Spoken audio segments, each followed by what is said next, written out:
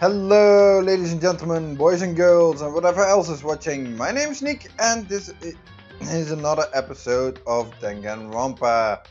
Trigger Happy Havoc. In the previous episode we started the 6th chapter and we convinced Monokuma to redo the trial of Mukuru Ikusaba. Actually now already knowing that Monokuma is the one who murdered her. However, instead of finding out who murdered her, we need to find out the identity of Monokuma and all the mysteries surrounding the school. For that purpose, everyone split up, because what was known is that Monokuma is one of the, or at least the mastermind, is one of the 16 students participating in this trial. Considering that the 16th student, Mukuru Ikusaba, was never actually in the picture and, well, now dead, means that one of the original 15 is, well, the mastermind, and therefore maybe one of the people present here. I think Hiro might be a good candidate, or Byakuya. Hiro is way too dumb for his own good, and Byakuya has a way too bloated ego. But that's something for the investigation to figure out. So, shall we get going? Considering we have now everything open up, and oh man, I just realized this chapter doesn't have any free time, so I have no chance on actually earning some additional skills. And probably this is also the final chapter, so it's no point getting after Monokuma coins then. Unless you want to have that 999 trophy. But I don't. So where shall we go first? I don't know if my time is limited. Well, it hasn't been with the others, so I think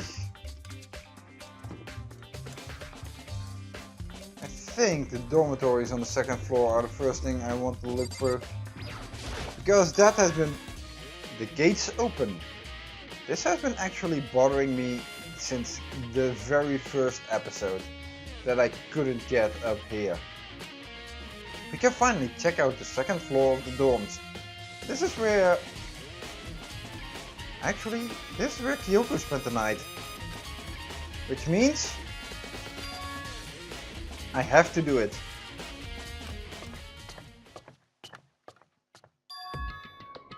This is the 2nd floor of the dorms. It looks like some ancient ruins. Or no, it's more like a battlefield. Like a bomb blew up here or something. Whoa. And that? Wait, there's only one chamber? Let's take a look at the map here. There's only actually one chamber opened up, I guess. Oh, there's rubble on that. But that means, why aren't those chambers there? I need to go there and over there. But this is a new space, so why is there blood on the floor? Yee. Oh, that's why it's not. Oh, I can't go in. That's why this is the only chamber. Even more blood? Jeez. This is where Kyoko slept. Bed is completely torn apart. I mean, it's not even really a bed anymore, it's just garbage. And and they also bolted up this. I opened the door just a crack, glanced inside and immediately closed it again.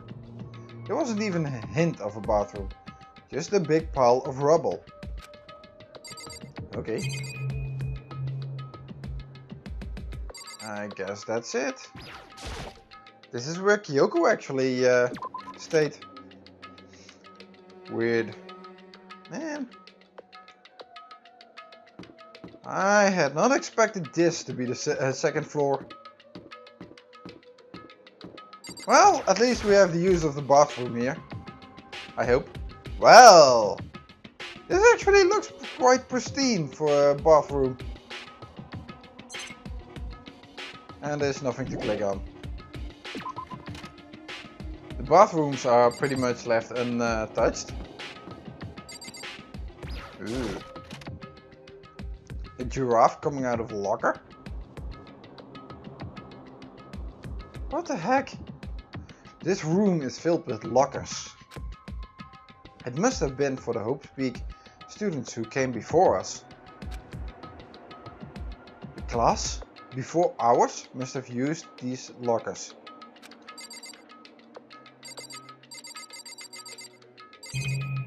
Jeez, how many lockers are there? Okay, let's go by one, including the boarded up. There's a metal plate mounted to the locker. I really want to know what's inside, but there's no way. Well, there's a coin. There's one here. Can't imagine any way to get this locker open. I'm not even gonna try bothering. I'm not even gonna bother trying. Try bothering. Nick, reading. Hey, the only one that's kind of pristine. I wonder if I can open this locker. No, it's closed. Nope, locked. There's a card reader installed on the door. Hey, can I hold my e-handbook to it? That must be how you get the locker open. After all, it's pretty similar to the card readers from the locker rooms on the second floor of the school. And you have to use your e-handbook to open those up. So does that mean... Well, let's just give it a try. I took out my e-handbook and ran it across the card reader. And then... No luck. Maybe only the locker's owner can open it, which means none of us can do it. Unless Kyoko actually... No, that would have betrayed where she was.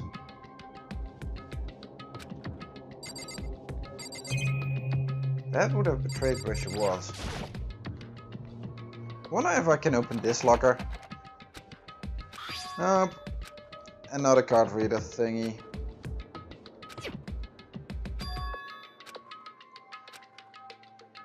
And then no luck. And another one that's boarded up.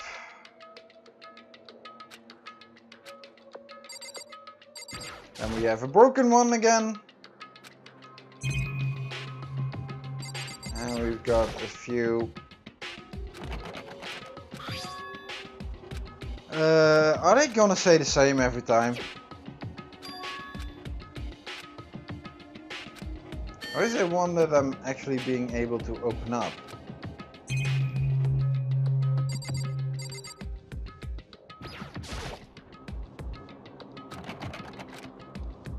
Nope, I can't open this one either. And they are all gonna be the same, are they? Are you gonna say the same thing every time? Okay, that's gonna bother me.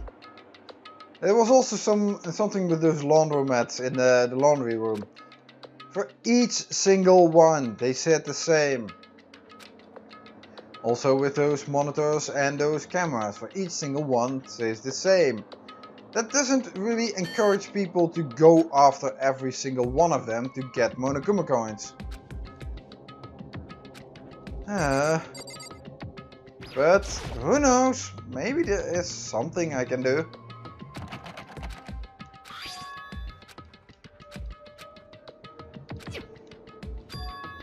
But no.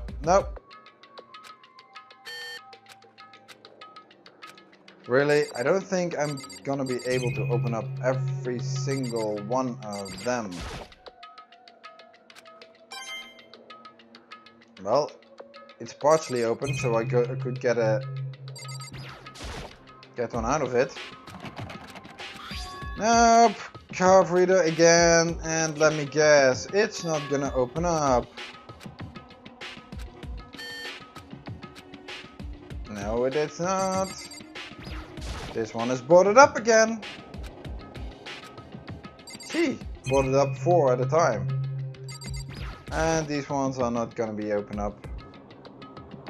Anyway, to get this locker open, I'm not even gonna try bothering. Well, a little bit of force could open those, because they were actually off their hinges. So you could just pull. Yeah. Then there was an area over. What the heck? That looks like an Egyptian hieroglyph or something. That one has a giraffe on it. Are there more graffiti things like that? Where does that eye come from? Too bad you can't look down, because then you would be able to look down at the first floor. But Makoto is tiny. He doesn't even reach the crotch of Hina. Or at least he stares at the crotch of Hina all the time. Okay, I guess this is the private room of the headmaster then. This is where Kyoko stayed. This room doesn't really feel like a student's room. It has a more adult atmosphere. Correct. It's the headmaster's private room. Kyoko? Indeed. I've been through this room several times already, but I still have one little regret. So I decided to check it out one more time. Huh? A regret? Okay. And what is that regret? Kyoko looks almost meek right now. She must be thinking about something. I probably shouldn't bother her. Ah. Then I have to... oh. I can just do that. I thought she was in the way of the computer. There's a PC on the desk. It must have belonged to the headmaster.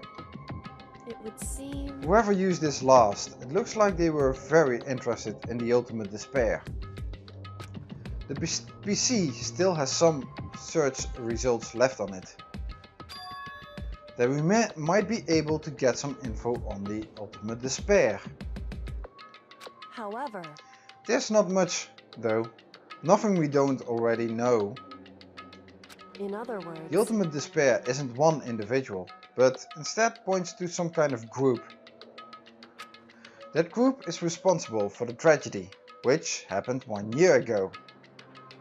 Is that kind of a massacre of the entire student body?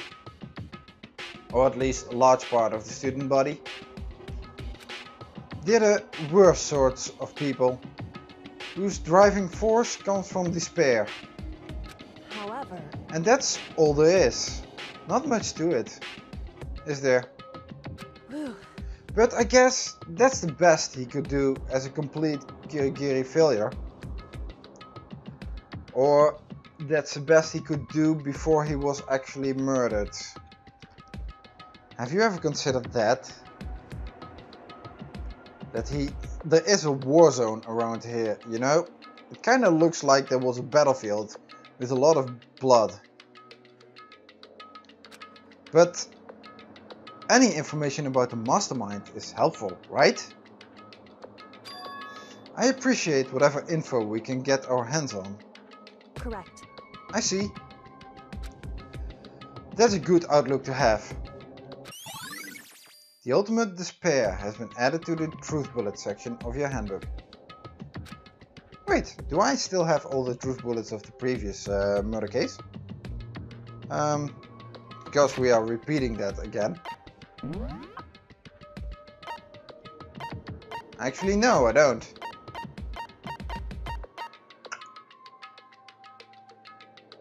That's problematic. Oh well. How do I have to separate these three? The desk is a home to a computer. It must have belonged to the headmaster. And I'm finding coins. Well, it's a new area, so...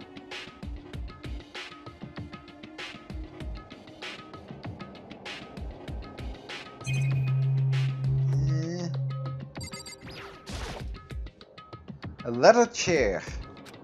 I can't imagine a student using something like this. It must have been the headmaster's. Actually, since my student days I've been using a leather chair, so... At least a leather desk chair. They are really nice to sit on, you know? And there's an additional door in the back.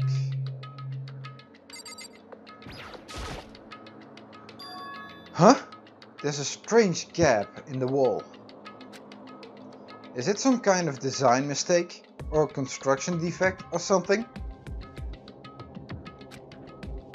So... There's a gap here, but not just any normal gap. I can feel a breeze coming out. A breeze? Indeed. There's likely an open space on the other side of this wall. Open space? Does that mean... You mean like a hidden room? I think I might know how to open it. You know how to open it? Did you figure out some kind of trick or something? Indeed. A very easy trick. Yes. So easy, I'm not sure you can even call it a trick. I saw a program on that PC that I think controls it. Enter the right password and the door should open. Right up. However... But I don't have a clue what that password might be. All we know is it's probably made up of letters and or numbers. We can't really go from there. You're right, that's not nearly enough to go on. It's true. I looked through all his paperwork, all the files on the PC, everything I could think of. I learned more about him than I had any desire to, but nothing that might have been his password. Whew. When I think of how much time I wasted on this. Jeez. So there's a hidden room she couldn't get into. That's what she meant by regret. I think we can assume that there must be some kind of clue waiting in there. But maybe for her there's more to it than that.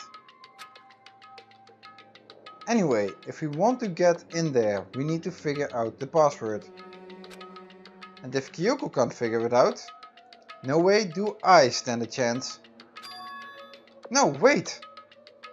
There might be a chance. The password could be something Kyoko wouldn't have thought of, or something she didn't want to think of. For example, what about your name? What? Huh? Oh, sorry. I was just trying to think of what the password might be. She didn't think of that, did she? She didn't accept that her father would actually still love her and think about her. That might be a possibility. I'm sure she hasn't tried it. I mean, it's totally understandable. After the way she talked about her dad, the idea that he would use her name as his password. Not to mention that something personal like that is also the last thing you would want to use as a password. Because you don't want to use things that are exactly a perfect, well, personal attachment to you.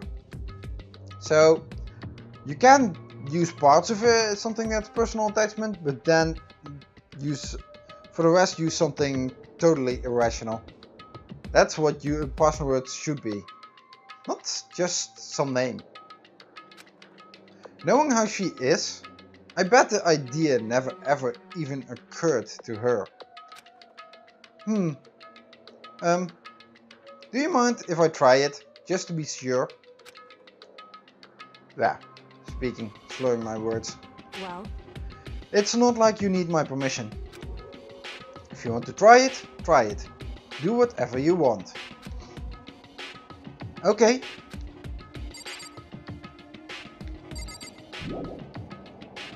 No, wrong button.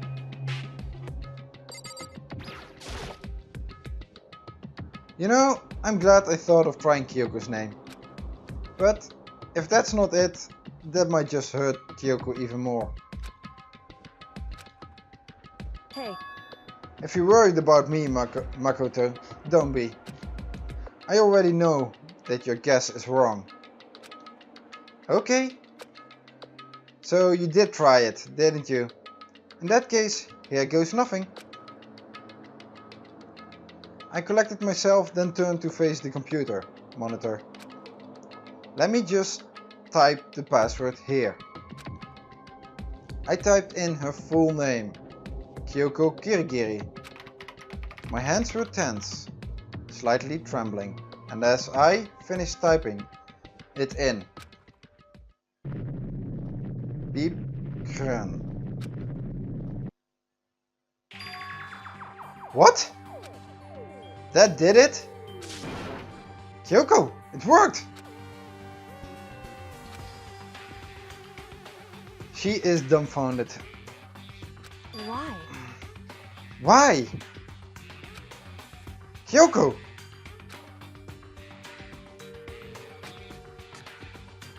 Without looking at me, she disappeared into the hidden room. She looked grim. Kyoko! Let's go after her. Oh god, what is this? Hey Kyoko! I may as well not even have been in the room. Her gaze was fixed on only one thing. A present? Wrapped and covered with such joy. That's what made it so unusual.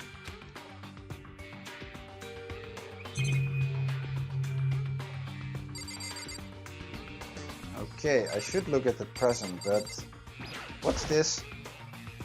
I better check out that suspicious present. Wanna bet it's gonna blow up and then Kyoko. She was right. It was unusual. And she couldn't stop looking at it. No, not just looking, glaring. Okay. Game, you obviously want me to look at that. There's a brightly colored box here. It seems totally out of place in here. The more I look at it, the more suspicious I get. Should we open it? I'm getting kind of a bad vibe from it. But I mean, we can't not open it. Okay. Makoto. Be careful, Makoto. Yeah, it could also have been something the mastermind left behind. I don't know how much dust is on there. Why? You think it's dangerous? No, not dangerous. But surprising, probably. Huh? It would seem... If it is what I think it is, at the very least it's not something you'll be happy to see. Wait, so you know what's in there? Anyway... Just don't scream or anything, okay? Are you saying it's something that'll make me want to scream? And the box has that large of size? Okay, now I'm starting to think of horror movies and detective movies or mafia movies. There's gonna be a head in there, isn't it? Yes, there's going to be a head.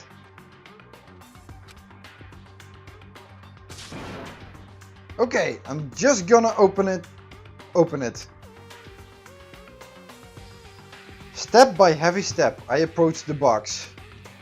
I took a deep breath, then took hold of the lid. Slowly, ever so slowly, I lifted it up. Light began to sneak its way into the box. I stole a hesitant glance inside and... There's a head inside, isn't there? I don't even want to see. Kyoko's advice was no use. I let out a trembling cry. Well, not a head, but bones. And a skull. What was in the box? It was bones. Human bones. It was the last thing I expected to find in such a bright, joyful box. Let me guess, Monokuma put it here. Oh gosh. That sick bastard. I mean, who could have possibly imagined?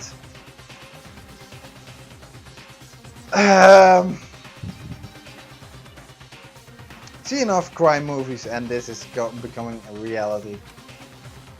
I see. Just as I thought. What? Yeah.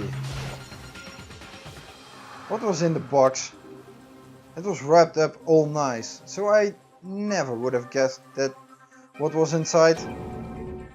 Human bones.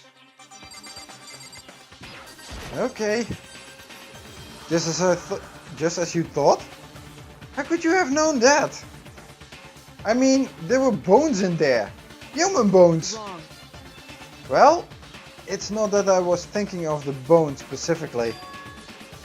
I just had a feeling it would be his body. That's pretty much the same thing as that guy in the box. My father. Huh? What about him? Correct. What you found in the box? Those bones. That body. That's my father. Oh, sorry about that, Kyoko. Calling it that guy was a little bit insensitive, isn't it then? Or at least, what's left of him. Are you sure actually? Did you... I don't want to... Are you serious? This is Kyoko's dad? The same man she's been searching for? Hold on! How can you know that for sure? How do you know that's him? So... Given all the information we have already. That's the only possible answer. So, that same person may very well be the mastermind who planned all this out. And according to the files, the headmaster is a man in his late 30s. It seems possible, even likely, that he is somewhere in this school right now. It's a very polarizing approach, I know, but okay, enough with puns. Anyway, here's a hint. I'm sure I told you this already, but this killing game began with 16 participants and all of them high school students. And the only people to take a single step in Hope's Peak since the killing game began are those 16 students. Alter Ego said the headmaster was probably here in the school. But the only ones who were alive at the start of the killing game were us 16 students. When you put those two ideas together, it doesn't take much to assume In other words, that most likely my father was in this school, but he was also dead. That's my assumption anyway. As Kyoko explained her analysis, she was completely calm. Oh no, she wasn't calm. She was holding back a lot of emotions, isn't she? She was only trying to seem calm. She said it was just as she thought. So she knew it was a possibility. But I have to believe that at some point she wanted to be proven wrong. Which is why she never looked in the box herself. Even though she had plenty of chances. I know Kyoko said she wanted to see her father so she could cut off all... I know Kyoko said she wanted to see her father so she could cut off all ties. Reading. But was that all there was to it? Maybe there was more. She wanted more, maybe. She still is his daughter. She can have made up her mind or something about that. A little bit objective, but when coming face to face with something, I think there's deep down still a longing for the love of her father. I gave up some of that pride. In order to enter Hope's Peak, I had to reveal myself to the school. I did it knowing it was something a true Kirigiri detective would never do. Would she really give up her pride just for that? I couldn't help but wonder. Hidden room present has been added to the truth bullet section of your handbook. Okay, so now we have other stuff to deal with. Huh, this picture. Ah, it's a little Kyoko with her dad. It's all faded. It must be pretty old. Ah, she's smiling. How adorable. Ah, this is pretty cute. This is adorable. A little Kyoko with the bow tie and everything. Oh man, this makes me smile. This is just good to see. This is the kind of pictures that give hope in despair. You know? Wait, is this a picture of... Hey, Kyoko. I think he still thought of you. why would you? Well, this is annoying. I came here to cut myself free from the past. And yet... to now find something like this. So what do you expect me to do now?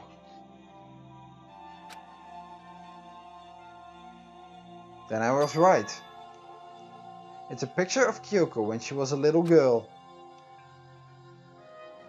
Knowing the headmaster had this picture all this time, he must have really cared about her. Why? Why? What? I wanted to face him and to tell him myself, to cut him out of my life for abandoning me. That's the whole reason I came here.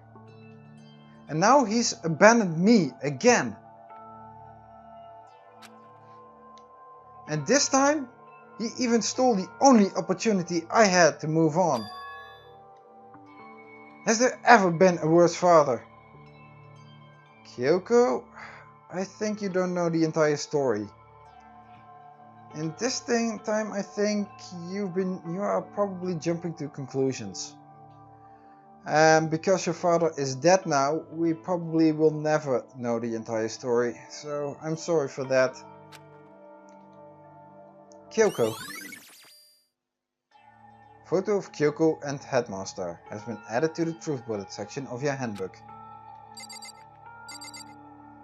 Phew. Yeah, and also, if you want to cut ties with your past, trust me, that's not possible. Your past is the past. It makes you who you are today. Even if it isn't in your memories, there are always still lingering trails who make up you today. Everything you've done, everything you've said, everyone you meet, everything that has happened to you, all the thoughts that you had, all the conclusions that you came to, they all make up your past, and they all form your present. And they also determine, or pretty much not determine, but narrow down the path of your future. So, cutting ties with your past is not possible, even if you wanted to. He will always be part of that. And the only thing that you can actually do is have peace with it. This filing cabinet seems like the kind of place you'd find a clue. I should take a closer look. But I don't think Kyoko would like some stranger like me touching her dad's stuff. And now she's probably going to say, hey, rummage through it, will ya? Hey. It's fine, check whatever you want. Are you sure? I thought so, she would say that. Okay then. I went through each drawer one by one, starting from the top. But all I found were piles and piles of unrelated documents. Are they unrelated? He was pretty dedicated to his job, huh? Well? It's just because he didn't have anything else. Or... you know, they say he was pretty intelligent. She said that. Could it have been that he was trying to investigate the ultimate despair from already creeping into this school? Was he headmaster from the beginning?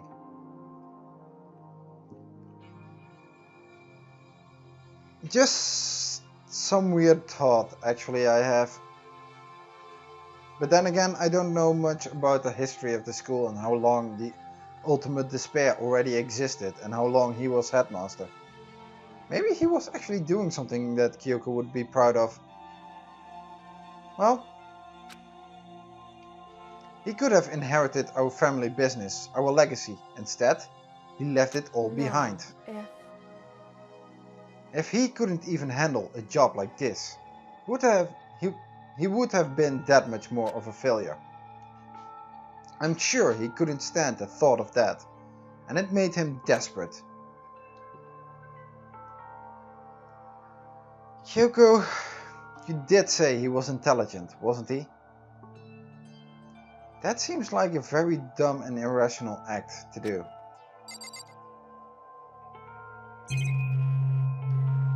And we still have the desk drawer.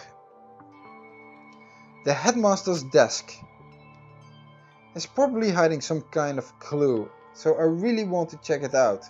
But I really don't want to touch Kyoko's dad's desk without her permission. Oh god, she just gave her your permission. Jeez, Makoto, have some backbone, will ya? I know you respect her a lot.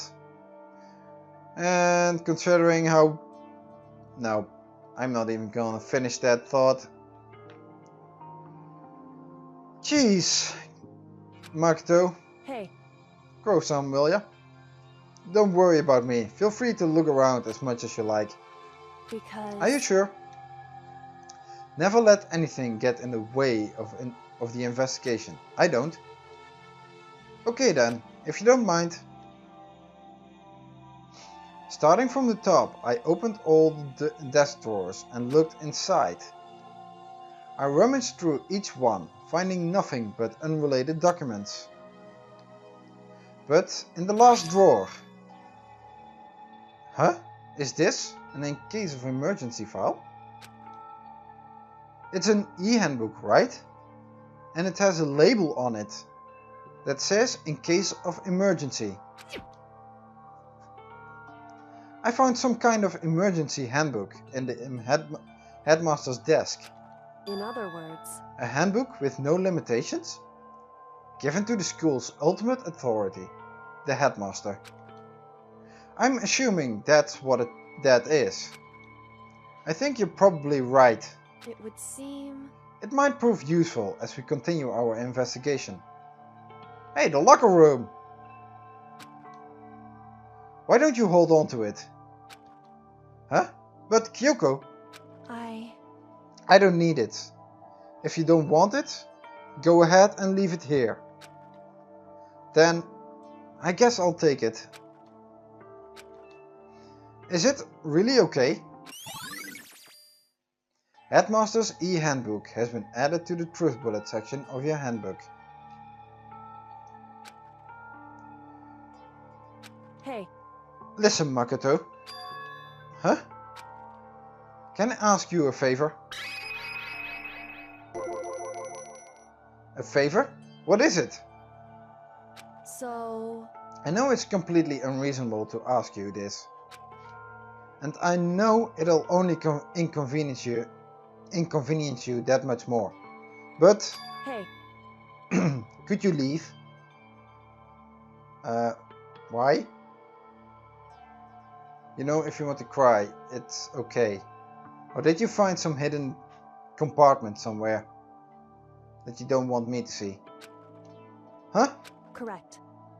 Just for a little while. I just like to be alone for a bit. Kyoko. Don't worry. I'm fine. I just need to calm down a little. Just a second. I need to get my emotions in order. You know, Kyoko? You told me before about the relationship you had with your dad. How you're only connected by blood, not by heart and soul. But maybe that picture motivated him. Maybe he hoped to see me again someday. Is that what you were going to say? No, I think that you are rather emotional and that you still have some attachments. So if you need to cry, well, Makoto has a shoulder to cry on, you know? And I think he has proven enough that he can be trusted. Jeez. If so, it's just a theory. And this isn't an issue that can be settled with theories. That picture doesn't change the facts of what happened. What I went through. That problem can't be solved so easily. You're right. I'm sorry. Anyway... Once I've got myself under control, I'll return to the investigation immediately. So please, just give me some time to myself. Okay, I understand.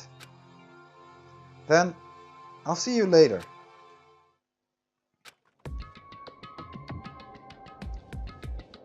You know, Kyoko, is she really okay? Kyoko, it must have been a complete shock to her. I mean, it was a shock to me. To find out what happened to the headmaster. There's no doubt the mastermind performed that evil deed. They killed the headmaster, killed Kyoko's father. They killed him. The headmaster is dead.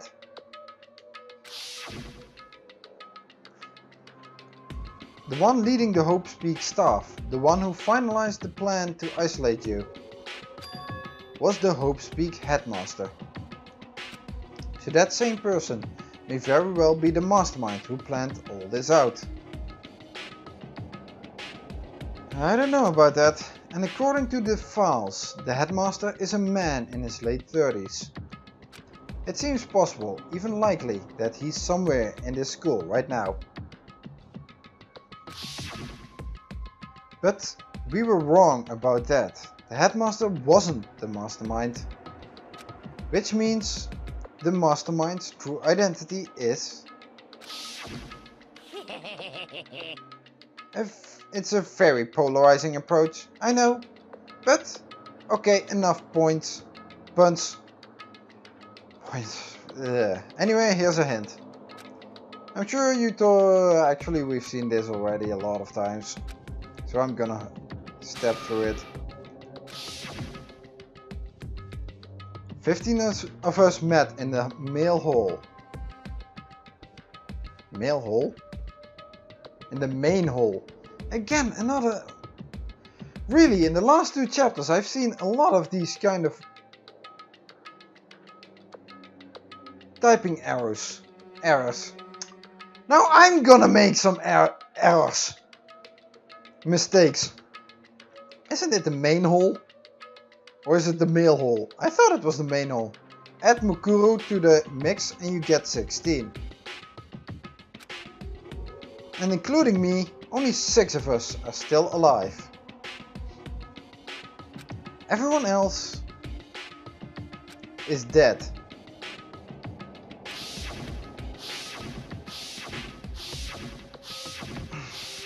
Are they?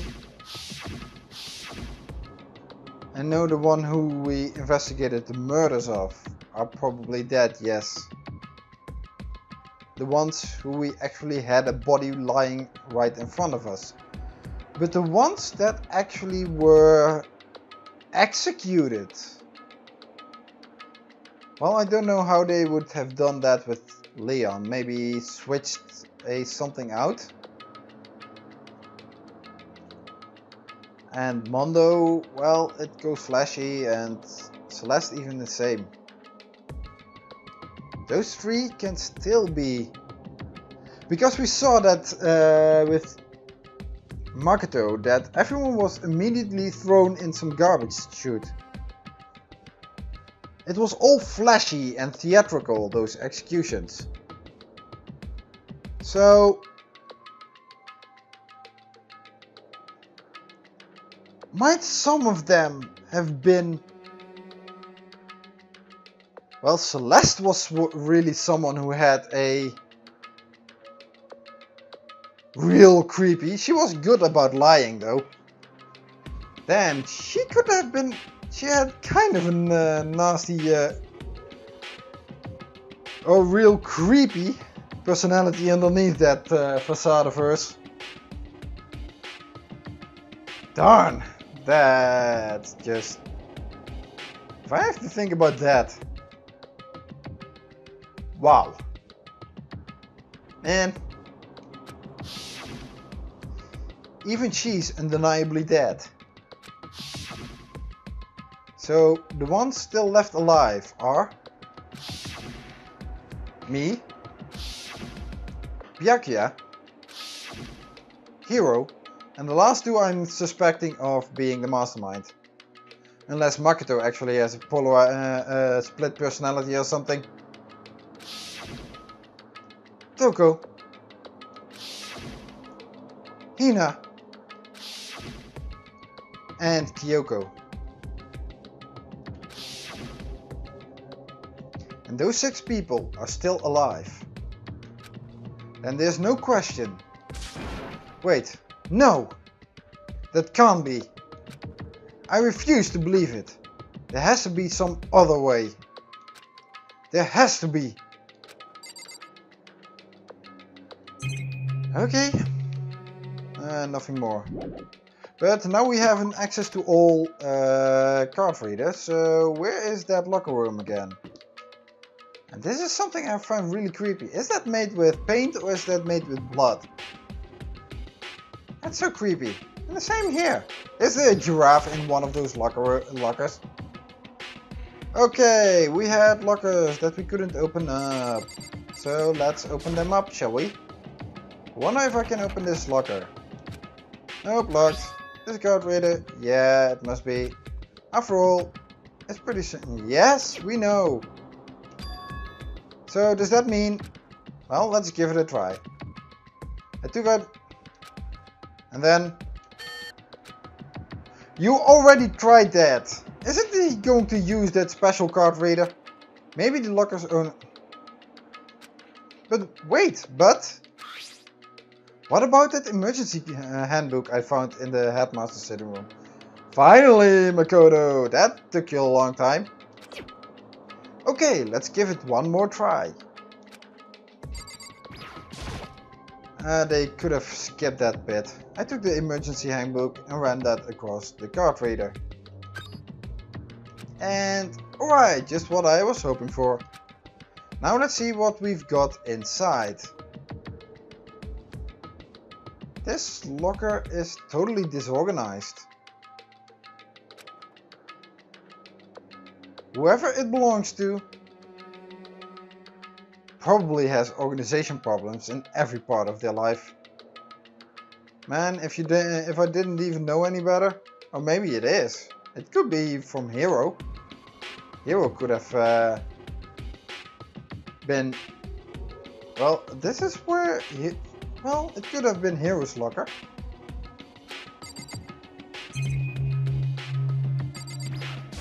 Or someone similar. This is a crystal ball. Huh? A crystal ball? No, it can't be. There's no way he ever used this locker. It's just not possible. Didn't he? Yeah, it's very easy that this could have been Hero's locker. There's all kinds of textbooks and notebooks stacked up in no particular order. And dust everywhere. I have to assume whoever stuff this is didn't do a lot of studying. Let me guess, Hero didn't do a lot of studying. Not that I can really talk. Trying to act as casual and natural as possible. I picked up one of the notebooks I saw. But the moment I looked inside the notebook, any sense of easiness I may have had evaporated. Yasuhiro Hagakure. Wait, then all those other lockers were from other students? What? There was no denying what I saw. Inside the notebook was written Yasuhiro Hagakure. Is this our Yasuhiro? The notebook also contained a large number of notes for a variety of different classes. Which would mean he attended classes here. No, that can't be possible. I mean, Hero came to school at the same time as the rest of us. And we were all sucked into this evil world. We never had the chance to take any classes. So, what is this notebook? Locker notebook has been added to the truth bullet section of your handbook. Wait. This is a deck of playing cards. No, they're tarot cards. But wait. Aren't those used for telling fortunes? It's just a coincidence, right? No, it's not. We already checked the books. Nothing in there. Okay, so 1, 2, 3, 4, 5, 6, 7. Hey, wait, there are 7? And the other ones are broken open in some sort. Does that mean they are from the deceased?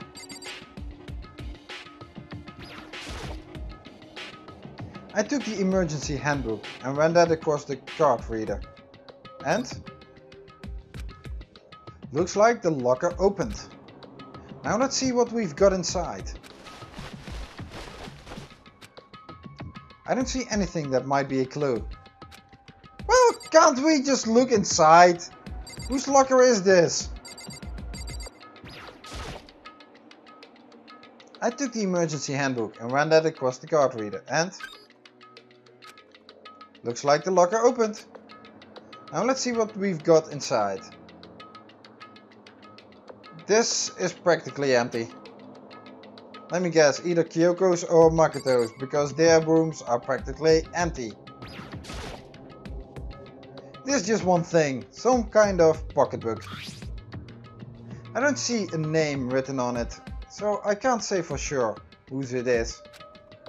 But there's some writing inside, it could be important. I don't like violating the owner's privacy, but I better take a look. Seriously, Kyoko already told you. Throw away all attachment, be objective, you need to investigate thorough. It looks like a girl's handwriting. And all the letters are spaced out evenly, like whoever wrote them was measuring them. Whoever wrote this must have been really meticulous. Huh? I was flipping through the pocketbook, but my hand froze when it got to a certain page. I saw something familiar written there, words I heard before. There's a plan to turn Hope's Peak into a shelter and isolate the students here in a communal life. I decided to talk to the one who came up with the plan directly. It just so happens to be the headmaster and my father. This is Kyoko's handbook? He was willing to give me some more details regarding the plan. Here's what he said. The point is to keep our student prodigies safe, to keep them as our hope for the future. Only their genius can overcome disaster, and only their hope can overcome despair. For the future of our country, our world, it's not an exaggeration to call this our final hope. We must isolate our superior youth from the corrupted world to serve as the foundation for a new era. This is the only hope we have. I hope that you'll be willing to go along with this plan. So that's what my father had to say to me. You're willing to... And then you are looking Byakuya in the up here. He pretty much is the embodiment of everything that's wrong with this world. Bloated ego, way too much money, and entitled ideas of nobility. And he has the corporation, or the power of a corporation, and the family name behind that. Jeez! As usual, he made a selfish decision without consulting anyone else. I can't imagine a worse father. This can't be true, can it? But I knew it was. And I knew exactly who the pocketbook belonged to. Kyoko, it couldn't be anyone else. But if this belongs to Kyoko, what was it doing in this locker? And what she wrote here completely contradicts with what she already told me. She said she hasn't seen her dad since he left when she was little. I decided to talk to the one who came up with the plan directly. It just so happens to be the headmaster and my father. Whoa, what does this all mean? I quickly scanned the remaining pages of the notebook. I must have been looking for something that would prove me wrong about this whole thing. But when I reached the last page, the question marks spinning through my mind just started spinning that much faster. When I look at it, unlike the rest of the pocketbook, the writing here was messy, disorganized, scrawled.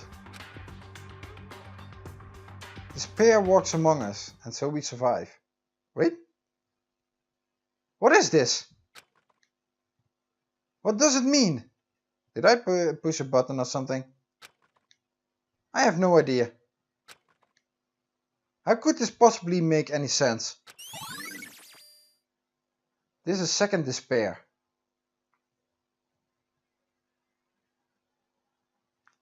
Locker pocket book has been added to the truth bullet section of your handbook. Wait, did I miss something with that? Because I was going over some buttons or something. Unintentionally hitting buttons. No, system, transcript. How could this possibly mean? I have no idea. What does it mean? What is this? Messy, disorganized, scrawled. Unlike the rest of it.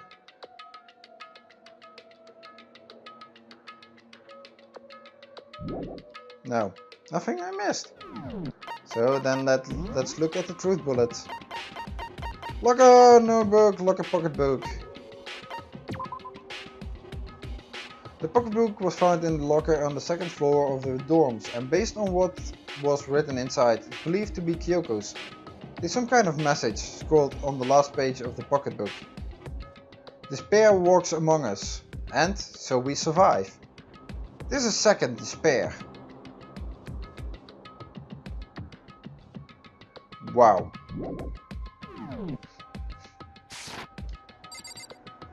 Okay. But the more I see, the less sense it makes.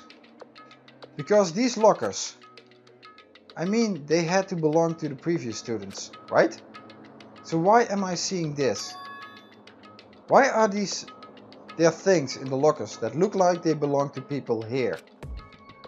A notebook that seems like it belongs to Hiro. And a pocketbook that seems like it belongs to Kyoko. There has to be some kind of explanation. But if I want to investigate that out, I have to keep moving the investigation forward. And I have to believe in everyone. So, was that the last one then? Because maybe this one has something else? I took the emergency handbook. Yeah, okay, let's look what's inside. Nope, don't see anything that could be a clue. Well, maybe it could have been Hina or Byakuya or Toko. You know, we have two lockers now. Ran across the card reader, beep. Looks like the locker opened. Now let's see. No clue. Well, we have one more? One more. I took the emergency handbook that ran across the card reader and... well, nothing that might be a clue. Well, didn't he come across one of his own stuff? Or some of his own stuff?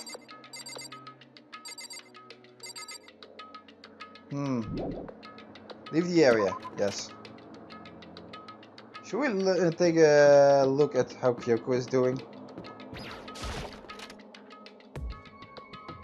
Or maybe, I am worried about her. Maybe tell her about that. There's all kind of stuff I want to talk to her about, but I better give her some time. Man, I know, she asked for it. So, what's up next? Let's see what the map told us to go where. Well, we have been there. Oak Peak, first floor.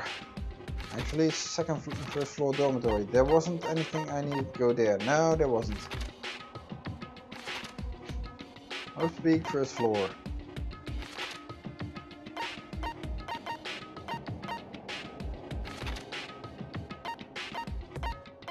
There aren't anything there, but... oh, the data center and headmaster's office. Let's start with that, shall we?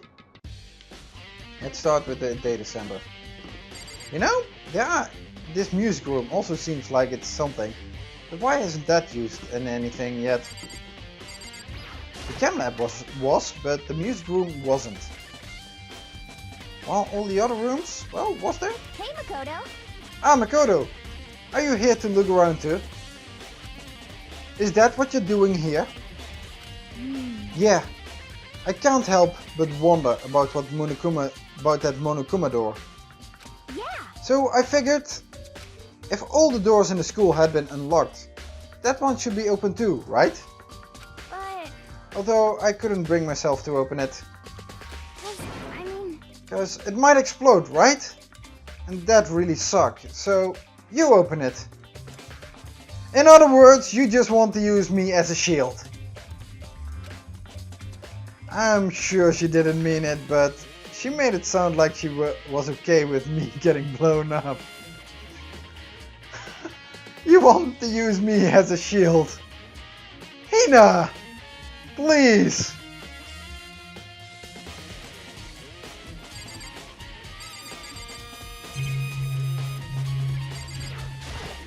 Okay. Thanks, Makoto. She probably didn't mean it. But doesn't she care what happens to me? Well, you could be the mastermind. That's probably one of her reasoning. It's not like the other monitors. It's a normal TV, set up to receive the live broadcast. Apparently this killing game is being broadcasted live across the world. Think about it. It is making my mind start to creak again, so I'd better stop. Yeah. There's a bunch of computers all lined up. They look like high-performance PCs, nothing like the ancient laptop. Okay, that's something we already had.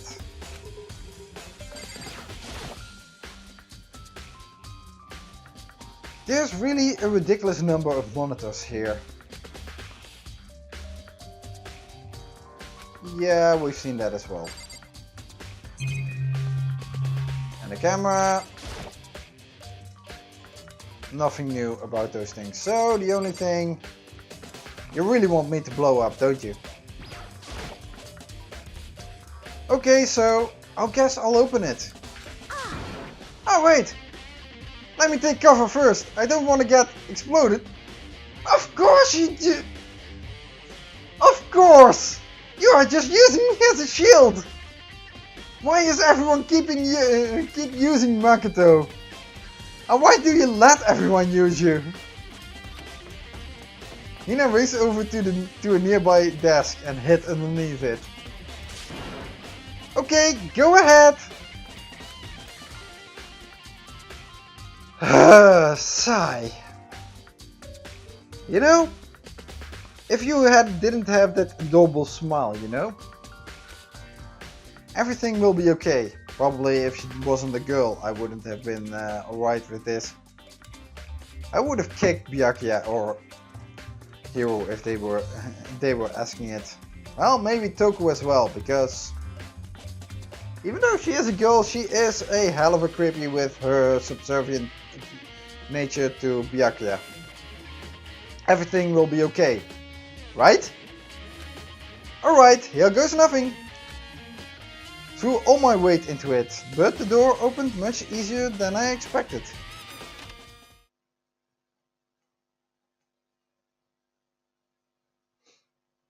Whoa. This is one hell of a fancy setup. There was no explosion, thankfully. My first impression was, oh, this place is totally sci-fi. No, really? Yeah, I was kind of thinking the same thing.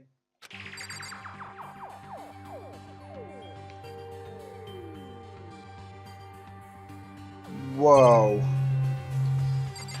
Hey, there's a hatch, an escape hatch, I guess. For when someone would come in here. What the heck? I mean, every part of this school leaves a bad taste in my mouth, but Just a second. this place is like #1 gross. It's in a whole different league of creepy. Okay. What is this device? Maybe the control panel for the Monokuma dolls. It looks like some kind of control panel. It's really over the top though. Like some kind of military installation or something. Something that Mukuro Ikusaba had access to. She was this kind of Fenrir part of it. Yeah, it kind of looks like a mech cockpit, right? Even me probably freak out if he saw it. Actually, I kind of freak out. This is cool. Cockpit. So the Monokuma room was a control panel that controls like some kind of cockpit. Yeah, you need to move the Monokuma, don't you? Then could that mean... Okay. Alright, let's start poking at it. Whatever or whatever. I'm gonna start pushing buttons. Hold on! You can't just or whatever something like this. But it was too late. Hina was already jabbing away at the control panel. Huh? Did you hear that? Yeah, I think it came from the other room. Hina, what did you push? I'm not totally sure. That kind of smile is so adorable. I think it was that one. The button that says Data Center. Data Center? I took a good look at the control panel. I saw a bunch of buttons, each with the name of a room next to it. And just like Hina said, there was one labeled Data Center. That must be the one she pushed. But the Data Center... that's right next door. The room we were just in. That's where the strange noise came from. I probably better go check it out. Yeah. Yes, please. I'm kind of scared of what my mind out of my mind right now. So I'll just cheer you on from over here. Seriously, you're using me again as a shield? Oh man. Hina. Oh great.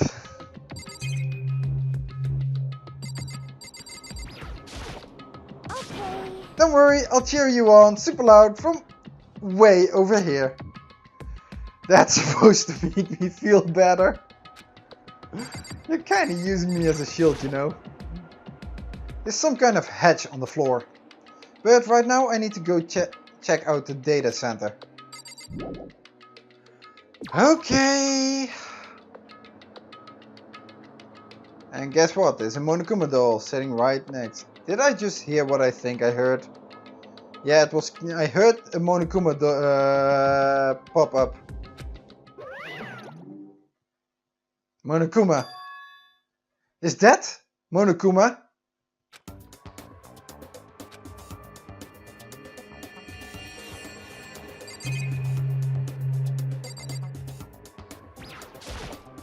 What the heck? Hey! Give me all your donuts! Hina! How do you know how to control it?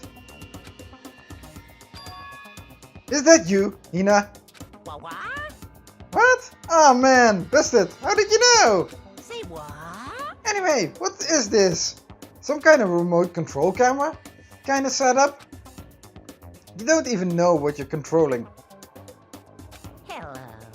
Well, I mean, I can't really see anything from in here. Found it.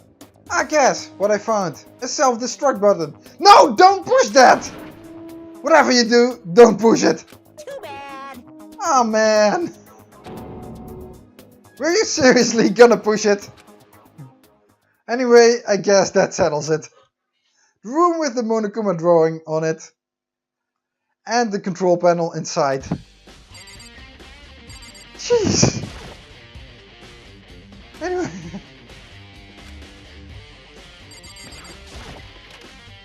Hina, why don't you go to the outside, okay?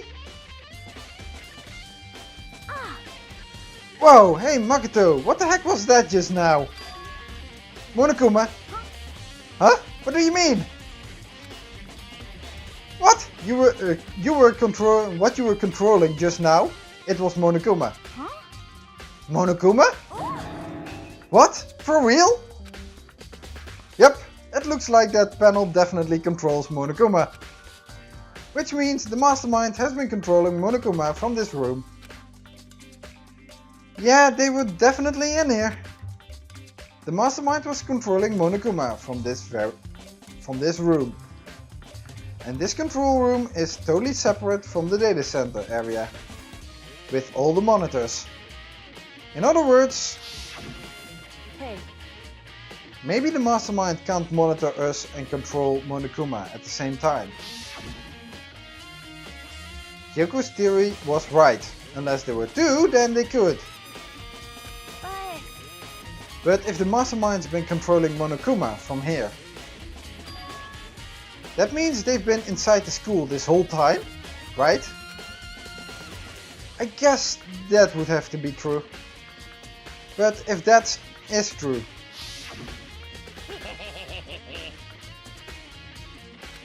again this one? I know about this one. So it's one of us. And this one is getting a little bit annoying that how much it is repeating, okay? Jeez. Then the mastermind, Monokuma's puppeteer, really is the 16th student. No, it can't be. There's no way, right? Monokuma control room has been added to the truth bullet section of your handbook. What's wrong, Makoto? I don't like that face you're making. Oh, it's nothing. Oh, okay. Ah, sorry, Hina. It's just that Monokuma said that he's one of the 16 students. Or at least that since the killing game started, only one of the 16 students participating in the killing game is actually here, okay? We're in this building, so it is one of us actually. What about you? Is everything okay?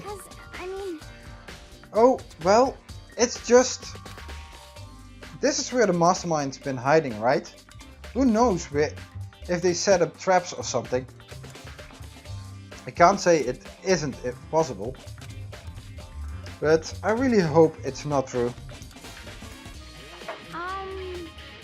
So like... You wanna leave soon? There's still lots of other places to check out. Yeah, good point. We can't waste all our time standing around here. Okay, you wanna get going? Yeah! Okay, but there's one thing I do have to need to check. What's wrong, Makoto? Let's hurry up and get out of here. I wanna check that hatch! Oh, come on!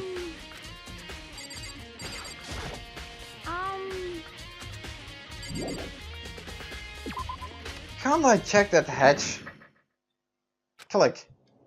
As soon as the door to the data center was closed, I heard a strange sound. What was that? The door! It just locked on its own. What? My hand shot out to grab the doorknob.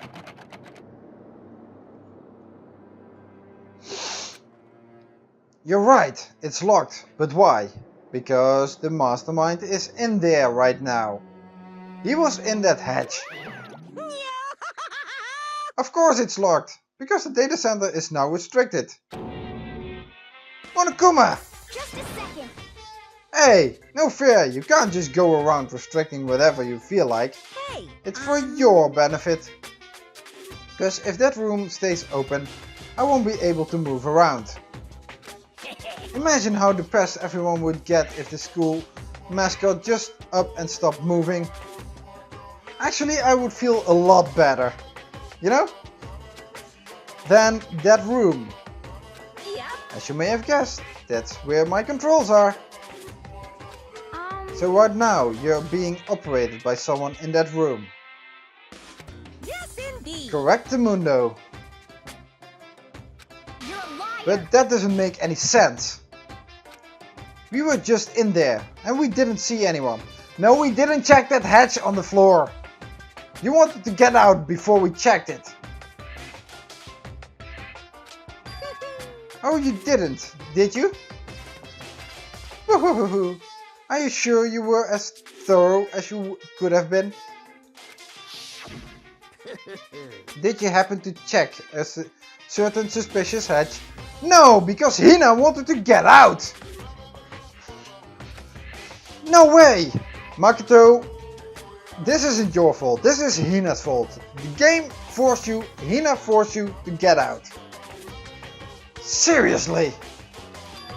The hatch on the floor. Too bad.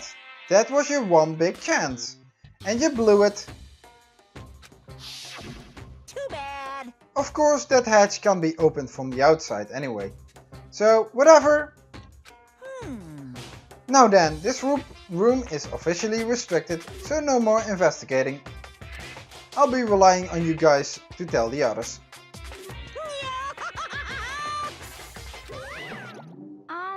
He's gone, but... So, was he telling the truth? The mastermind was hiding in there. Looks like it.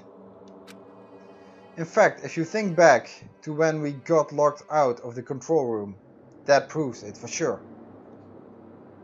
huh? Then, when I said we should leave, well, that hatch couldn't be opened from the outside anyway, right? So it's not your fault. Yes, it is! We never checked the hatch because she wanted to leave. I tried to click on it several times. First I had to go into the data center to see what kind of noise it was. Then Hina wanted to leave. If I had checked the hatch before I checked the control panel at the monitor first, would I have found something out then? Jeez. Sorry. Okay. Anyway, we don't have to let it get to us. We have to stay positive and make the most of the time we have left. You're right. If there's one thing I'm good at, it's keeping my body moving. Okay. Okay, I'm gonna go run around and tell everyone what we found here. Nice! You've got me all motivated again. You got it. Okay, I'm out. See you later. Hina took off at a full sprint. And I have to do what I can too. That's the only way forward. Hina. Okay, next up, Headmaster's office. Actually here nothing actually happened in here as well. Huh, you know the classrooms are okay. Because on none of the floors the classrooms actually took part in the murder scene investigation. However, all the special rooms did. Or at least you had to go through it. But here on the 4th floor, the headmaster's office didn't. And neither did the music room.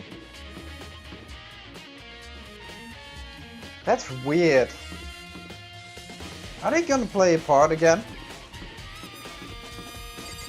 That's just so weird. Okay, so this is the headmaster's office. So this is the headmaster's room. I've heard an awful lot about it, but this will be my first time seeing it for myself. Ah, Makoto, it's you. Oh, Byakuya. Hey dude, what do you have to say? Well, you came to the right place this time. Would you like to see something interesting? Well, I'm always up for something interesting, but I just had control of Monokuma. How much more interesting is that? And then Hina wanted to get out and we lost control of him. What do you mean, something interesting? Take a look at this. It was on top of that pathetically ostentatious desk. Student roster, class 78. Class 78, student registry. No, it says student roster, not student registry. It contains profiles for all of us. And Mukuro. So in other words... Apparently class 78 refers to us. Wait, when we find Mukuro's profile in Kyoko's room. I see. That's right, it also mentioned class 78. This must be where Kyoko got that page. And since the rest of our profiles are listed in there, along with hers, In other words... there can be no doubt Mukuro was a student here at Hope's Peak Academy. Just like the rest of us.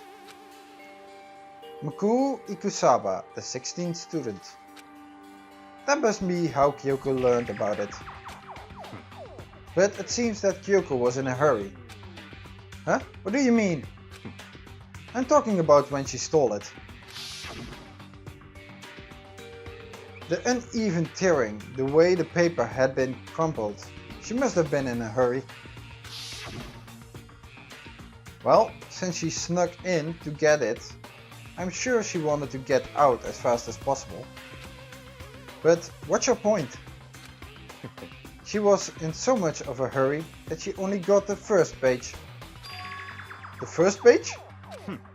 Correct, Mukuro's profile actually contains 2 pages.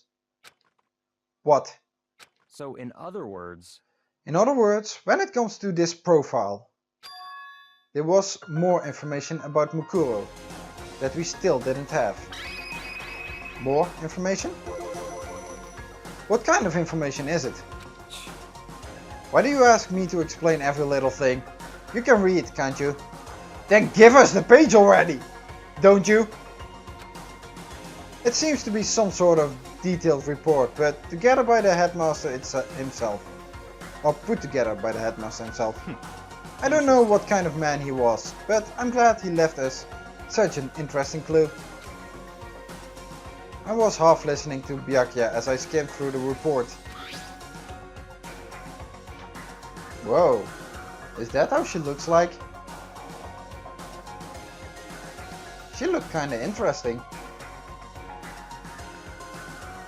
Too bad we couldn't get to know her better. Okay, now I sound like I'm hitting on every girl here, especially because she is a girl. But, you know, that's what I don't like. For pictures of students that we don't really get to know. When she was just that charred body, there was no real attachment, but now I have a face to it. So there's kind of an attachment growing then. So, who is she? Mukuro reappeared suddenly, and in the background an entity floats. Close, but just out of reach. The entity known as the Ultimate Despair. Right now, I can't be sure if this is a single person or some kind of group. Whatever it is, Mukuro definitely has some sort of connection to it. I have a bad feeling about all this. I need to push forward with my research into the Ultimate Despair. And I need to pay attention to Mukuro's behavior too. This is just my gut feeling, but I think she's dangerous. Despite the countless battles she must have gone through as a member of Vanadier. When she entered Hope's Peak, she didn't display any signs of battle wounds or scars. The fact alone proves her tremendous skill in battle. Wait, what? She didn't have wounds or scars? Yet there were mentions of wounds and scars days old. Naturally, I want to believe in her. She's one of my students after all. But if I decide she's a danger to the other students, I will be forced to take all reasonable measures. Mukuro was a part of the ultimate despair. I don't think there can be any doubt about it now. But wouldn't that mean Mukuro and the mastermind were allies? That probably means like that. So why? Why would they kill Mukuro? Because they probably were forced to and someone lost at rock, paper, scissors? Or someone failed to be diligent and the other one got angry. I think by the end of the chapter we will know. Plus, even the headmaster seemed to be afraid of what Mukuro was capable of. They would have had to take her completely by surprise to kill her like that. Or maybe it means the mastermind is even stronger than Mukuro was. What? What's wrong, Makoto? Huh, That's fine. you seem to be lost in thought, but I should probably point out one other thing. There's another important bit of information within the file that you should note. What is it? Did you notice the picture in there? A picture of a girl, perhaps, you've never seen before. A girl who seems to be included as part of our class of 78. That should be enough for you to figure out who the girl is. Is it? And further information about that girl is included in the file. 5 foot 7 inches, 79 pounds. And it even lists her vitals. 31, 22, 32. Vitals. Okay.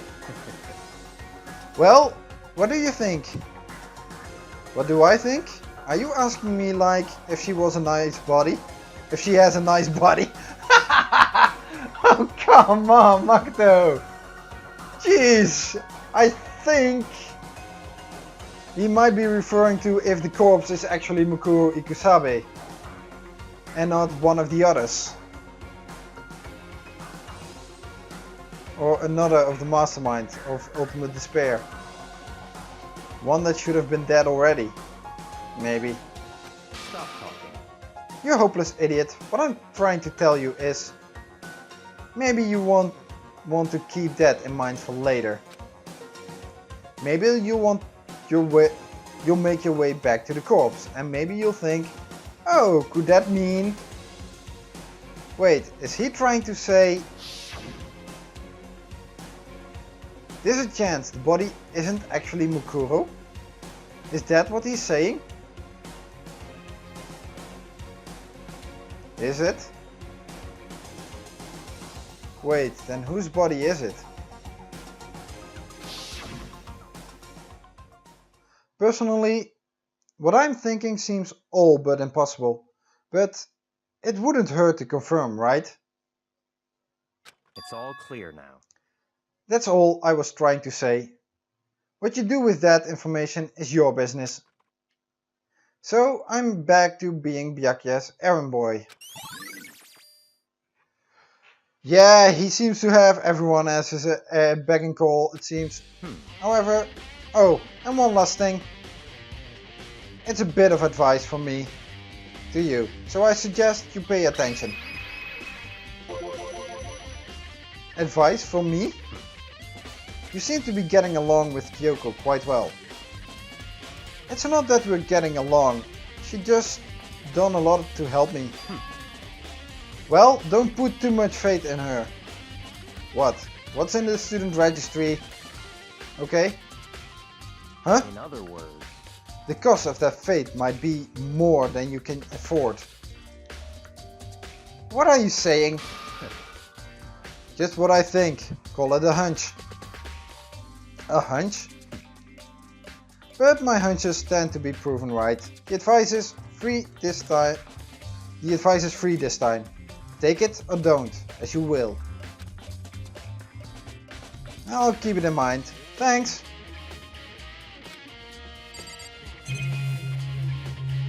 Okay, so...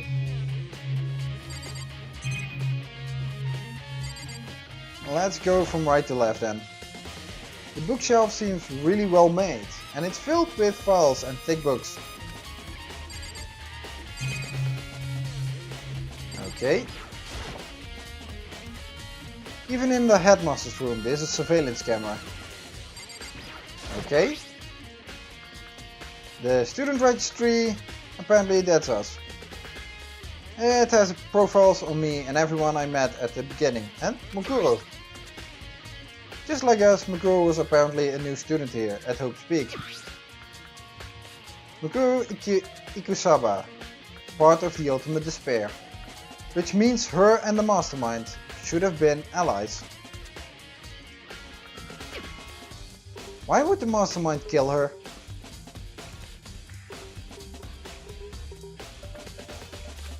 Weren't they friends?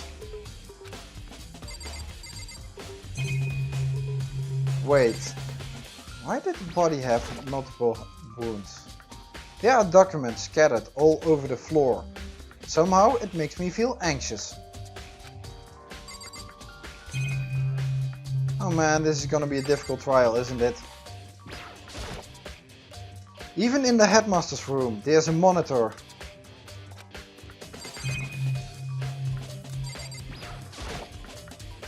There are trophies and even a shield in the display case.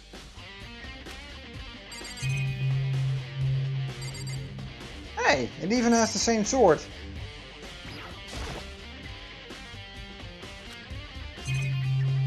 Okay, did I have to input this? Yeah. Okay, up onto the next area. And that is, let's see, map. I got those two, yeah. Next up, start up with the biolab. Go to the biolab. Cursor. Biolab. Who's inside again? Was there someone inside or wasn't it? Jeez! Is this the biolab? Looks more like a morgue. Well, here I am in the biolab. It's so cold. It's like abnormally cold. I feel like I'm in a giant refrigerator. Seriously, why is it so cold? Wait, those are on, but those 1, 2, 3, 4, 5, 6, 7, 8, 16 and 7. Oh yeah, one for the corpse outside. Wait, what? That means one of... This looks like a morgue. And apparently there are a number in use. And here's a top. Okay, the mandatory camera and monitor. Yeah, cameras can even work when it is really cold, if you have isolated them well enough. Okay, this is the first important thing, I think. There's a stack of tarps here. I've been seeing a lot of those things lately. And it's a white tarp. Ugh, so cold. Why is it so cold in here? That's the first thing I need to figure out. Really? That's what you...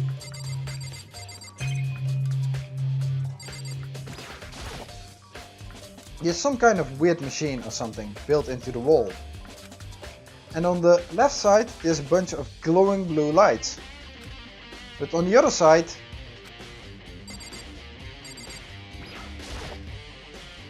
there's some kind of weird machine or something built into the wall. I've seen something like this before. Ah, that's it. I've seen this kind of thing in horror movies and stuff. It's kind of a fridge for storing the dead bodies. Does that mean this biolab is actually a morgue? I should probably take a closer look around.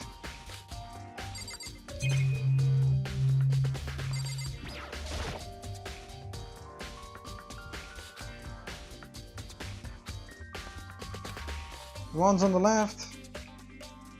The right hand lights are off. Left are on.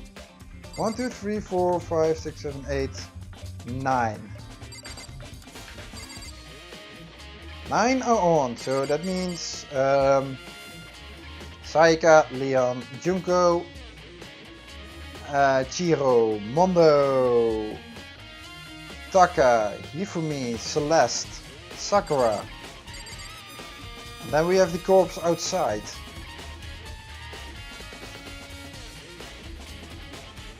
If the corpse is still lying there and they didn't move it.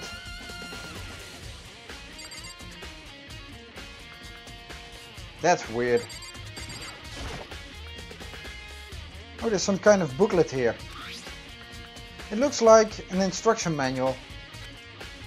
We offer an eco-friendly alternative to standard dry ice for all your cadaver needs. In addition to germicidal lamps, we also provide an ozone generator for the removal of ethylene gas. Oh god, cadaver, that means corpse. Simply insert the cadaver, which means corpse, and the blue light will let you know the automated systems have activated. Temperature and humidity levels will be adjusted automatically for optimum settings. With our system, anyone can keep a body fresh as a daisy for as long as you need. In the unlikely event of a problem, the red light will activate and an alarm will sound immediately.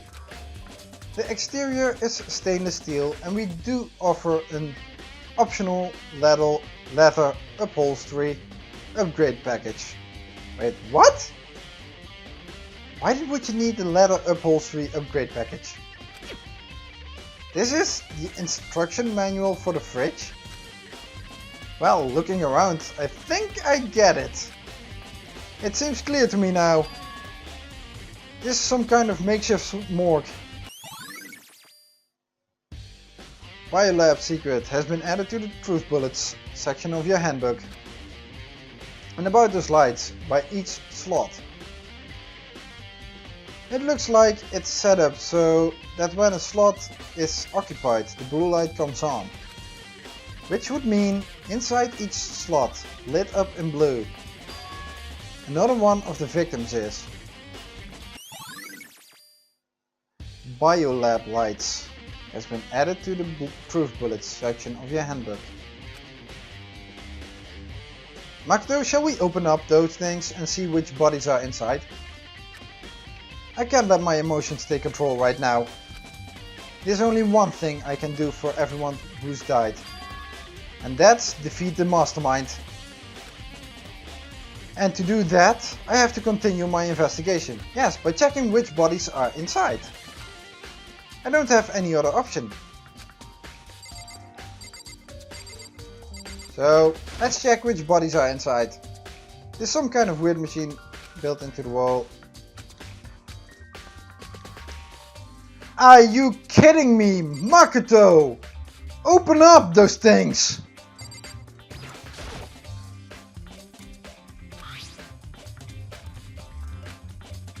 Please, Makoto, open up those fridges and see who's inside. Can't we see who's inside? I know I don't want to be, don't think I like seeing corpses or anything, but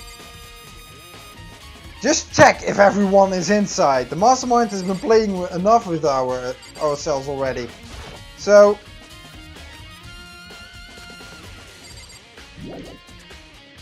jeez, Makoto, you're wuss. Wasn't it Kyoko said go head through danger, or or you regret it. Okay, then we leave with 2 more rooms. The 2 rooms that we were already investigating in the first place.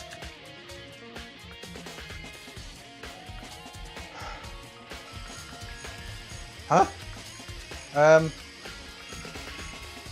Wait, where's the corpse? Huh? It's gone! Mukuru's body? It's not here. Well, they probably brought it to the biolab then. Wait, shouldn't there be someone here? Or was Kyoko in the sprinkler system? Any more time? Nothing. Chickens? Yeah, there's still just the 4 chickens left. Honestly, I'd be kind of terrified if there were more than that.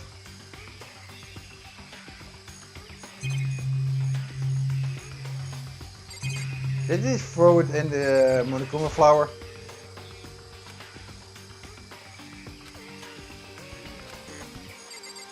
I guess not. Maybe the body is inside the tool shed. I'd better check just to be sure. I didn't find anything even close to a dead body. But if it's not in here either, then it must be... Could it be in the biolab? But the corpses aren't the only thing I need to check in here. There's one other thing. That tarp. The tarp played a key role in another case, so actually in the same case, but in the previous trial. I better look into it. Just to be sure. Just to be sure. Isn't this gonna be... That pickaxe is really driving me nuts. Is that even gonna be playing a key role in this game?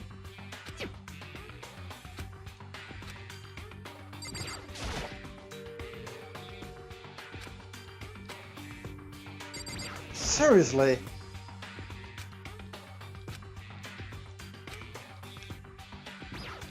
Okay, let's look at the tarp. The killer used the tarp to keep the sprinklers from getting the body wet. Which means the killer might have left some clue behind here. Huh? I didn't notice this before, but there's a small stamp on one corner of the tarp. It says Biolab. Then this originally came from the Biolab. Tarp has been added to the truth bullet section of your handbook. Okay. Yes.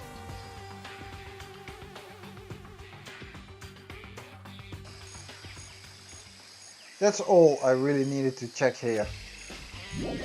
So we've got one body missing. Or there are 7 students running around. That means 6 of us might not be Toko Fukawa. Yeah, Toko. Oh, Toko, so this is where you were. What do you want? What do you want? Am I so disgusting you want me out of your sight? No, Toko, we don't. Please have a better... Oh man. No, that's not it at all. I just thought maybe you'd find a clue. Well, I haven't. I didn't find anything. Not one single clue. I figured since this place was related to the case, it would have to have something, right? But there wasn't anything out of the ordinary here. Seriously? Give it back! Give me back my precious time! Calm down, Toko. What's your problem? Don't tell me to calm down. Do you have any idea what I'm going through right now? When everyone finds out, they're gonna call me useless. Good for nothing. Nobody's gonna say that. Master will. Yeah, but isn't that something you like? I'm not sure I can disagree with that. Yeah, because Byakuya calls everyone good for nothing. I don't want that! I'm sick of always being looked down on. Why won't anyone accept me? Toko, we accept you. As long as you stop being hysterical, okay? You do have some flaws. You might want to take a shower once in a while. You might want to brush your teeth once in a while. Or a little bit more often. And you might want to be a little less negative about yourself. And smile a little bit, okay? Laugh. That's the one thing about Genocide Jack I do like. She laughs. Although the tongue inside doesn't make it really appealing though. Well, I don't think there are any clues here, so maybe I'm gonna get going. You know, maybe there are clues. Suit of armor, cherry blossom tree. Nothing strange about that. Really, an entire cherry blossom tree. Pretty far, I'm always amazed. And another coin. Okay, I guess I get some more coins. Was there something else? Yeah, there was this. Do you have a coin? No. No coin. I can totally imagine Sakura out of here. Using this to train. Yeah, I could have as well. She really would have loved this area. Damn, this is just right up her alley. This part, the dojo, is right up her alley. But then again, having her own dojo may have made her homesick. Longing for home even more. Okay, locker. There's a bunch of wooden lockers in here. But it was just the mastermind's attempt to frame Kyoko. Oh yeah, do you have a coin? Okay, that was it. So now I need to go back to the bio lab.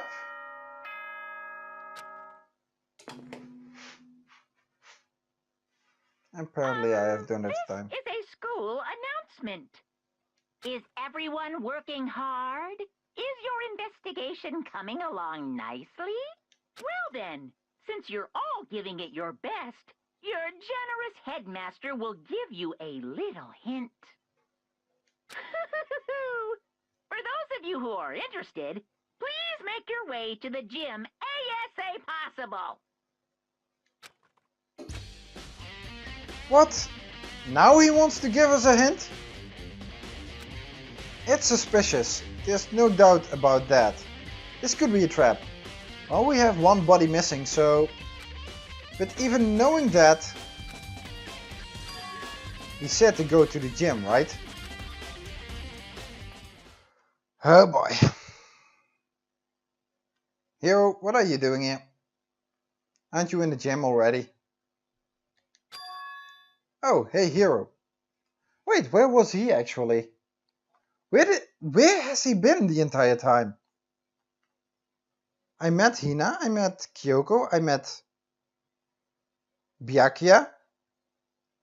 I've never seen him anywhere. Did I? Hero?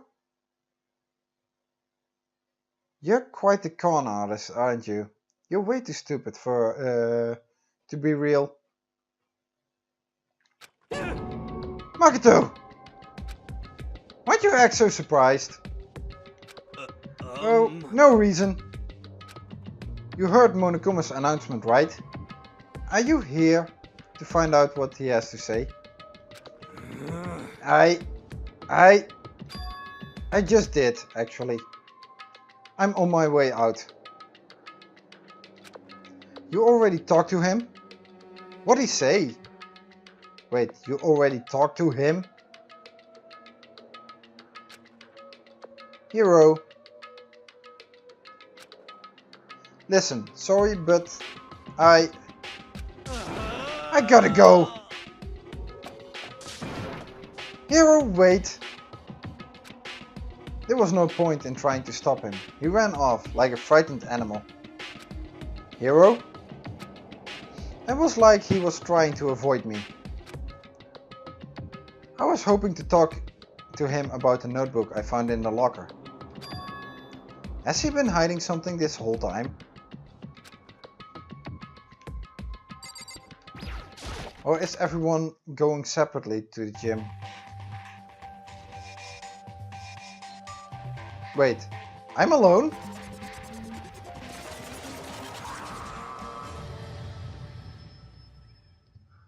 Where's the rest? I am Monokuma! Hello, welcome, hello. Are you ready for your final hint? Well, it just so happens to be in the envelope on the ground in front of you. The envelope. Where's the rest? Where are the rest of the people?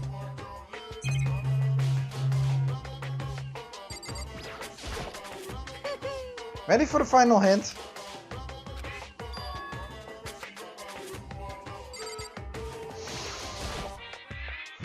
Where's the rest?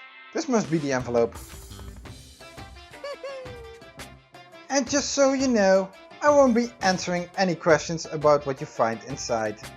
Then go away. What?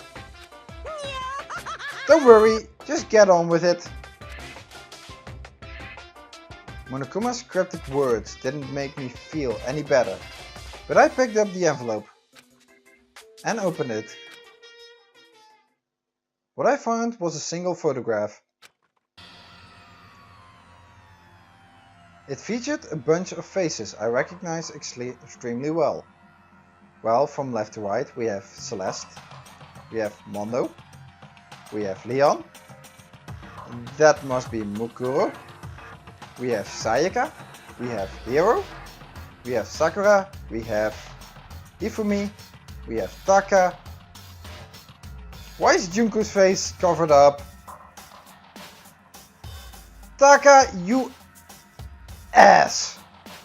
Then we have Kyoko, then we have Chihiro, we have Toko, we have Hina, and finally we have Byakuya. Of course, with his bloated ego.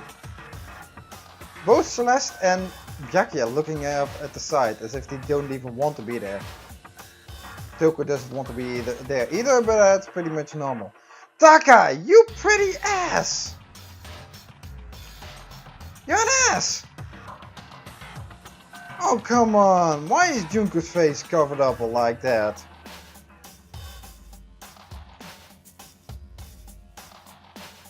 But that is Mukuro, hey? It was everyone who'd come to Hope Speak at the same time as me. Wait, but there's someone behind Sayaka. She's the only one I don't recognize. You don't? You saw her picture in the student registry. Wait, that's not true. I do recognize her. That's right, when Byakuya and I were in the headmaster's room and we looked at that file.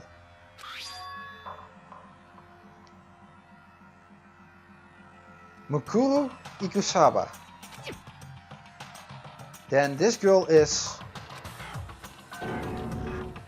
What? Why? Why is Mukuro here with everyone else? And even more than that, just having everyone here posed like this is weird enough by itself. And we're all wearing matching uniforms. I don't remember anything like this. Well, maybe it has to do with all the other photographs. That we have forgotten something. We already know that they pretty much try to erase the entire memory of Kyoko. Is it possible they could have done it selectively? That the entire time that we were actual students here, they erased that? Okay. And now that I'm looking at it, it's not even everyone. I'm not in the picture. I'm the only one not there. Makoto, that can be a simple explanation. You can be the one holding the camera. Remember? Maybe it's your personal picture for remembering your friends. Those are your friends. Well, usually they have a, how do I say it? A professional photographer to make group photos. However, if this is some kind of special occasion where you just happen to think, hey, I want to take a picture of this, then maybe this was just you making the picture, okay? The picture has all 15 other students, but not me. But I guess that makes sense. After all, I don't remember ever taking a picture like this. I went to junior high with Sayaka, but the first time I met everyone else was when I arrived here at Hope's Peak Academy. So it's natural for me not to be in this picture, but what's definitely unnatural is that everyone else is in the picture.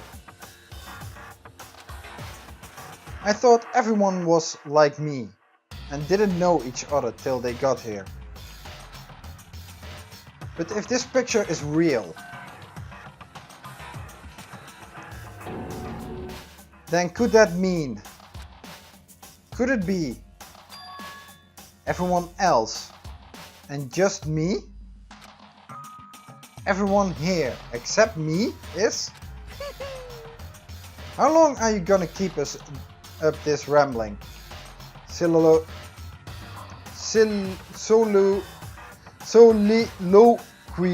of yours, Hamlet? Oh, come on. We have some fancy words, but sometimes... What are you gonna do? Soliloquy. You're kinda getting in the way standing there, you know? So, I mean, get out! But How strange.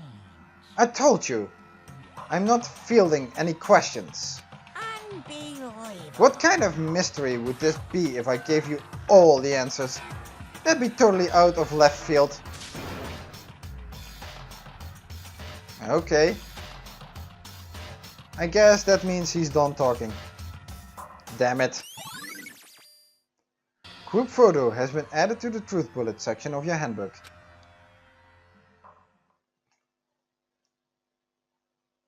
So in the end, all I found in the gym was even more confusion.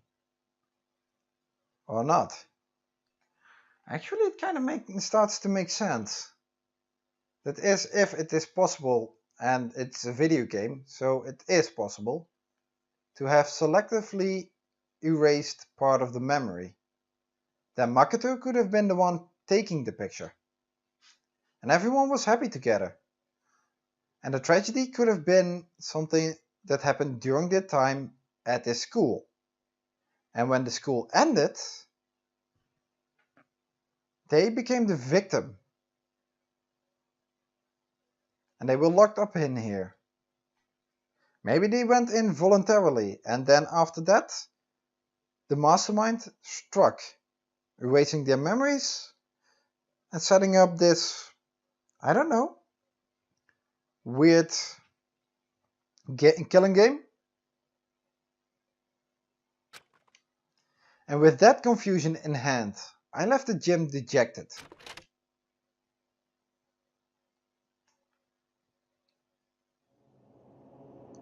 How does that count as a hint? It just made me even more confused. Actually, it's a lot more telling, Makoto. It is way a lot more telling.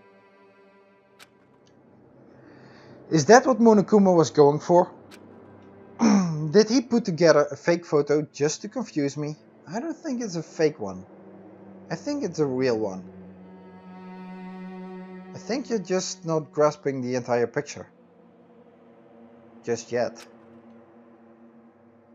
But it looks so real, so full of life. How could anyone fake that? Which would mean everyone but me. Maybe I should just ask everyone directly. That should clear all this up. No, I have to clear all this up.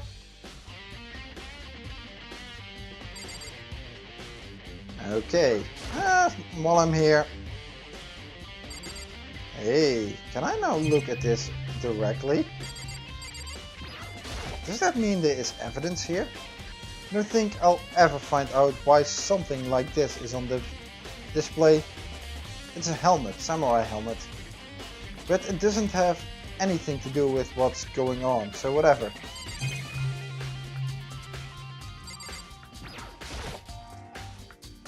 When I look at this plaque, I think, so what? I don't think I'll ever find out why something like this.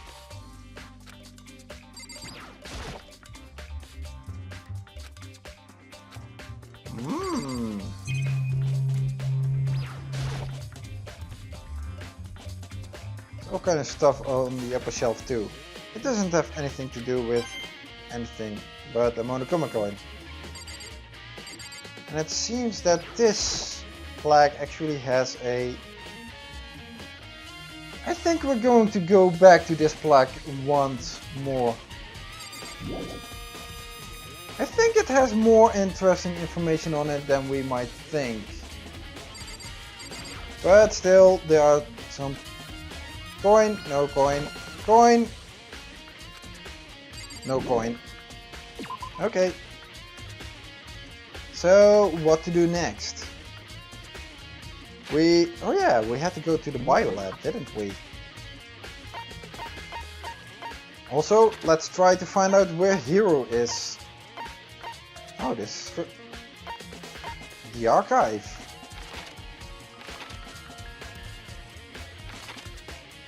First floor dormitory. Dining hall? That's where Hina is.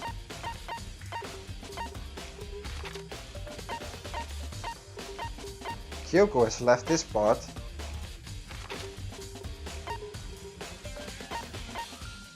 No one is on the first floor here. In the archive is where Byakuya is. Wait. No, nothing in, no one in that classroom. No one on the third floor. Toko, you're not here either.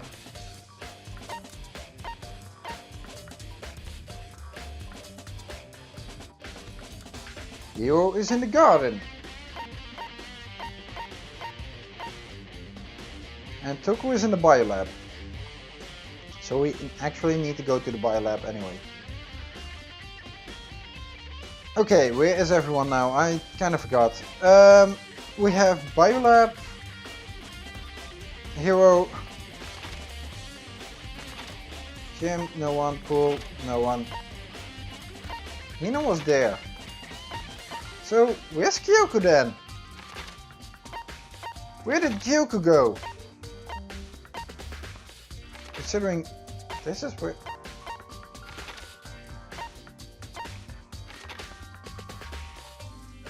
Yeah, where did Kyoko go? Wait.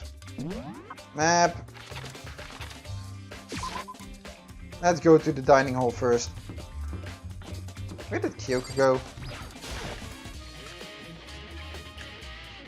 Let's talk to Hina, shall we?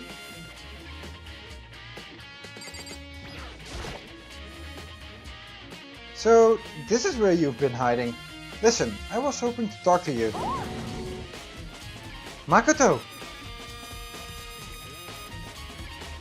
Hina, what are you thinking? I hope you're not thinking the same as you were with... Sorry, gotta go! What?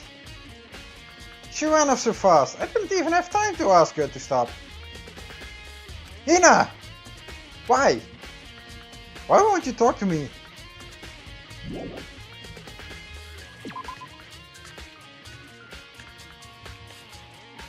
Huh. Okay. She's no longer there. Wait, is there something in there anyway? Did she leave something behind?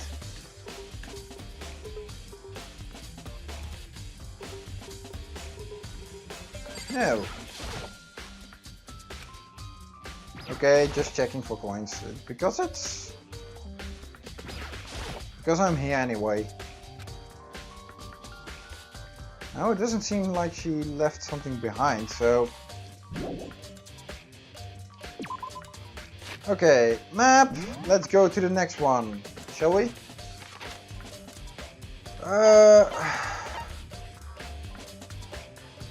Let's check if Kyoko is still there. Because if she didn't hear it, then she might not know that there is a hint for her.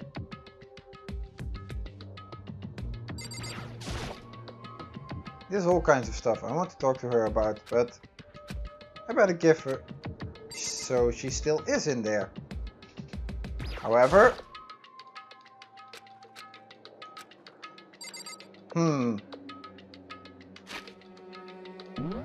we can't go there. Okay. First floor, no one. Byakuya.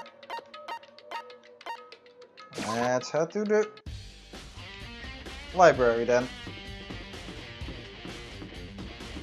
Damn, why did it have to be in the middle?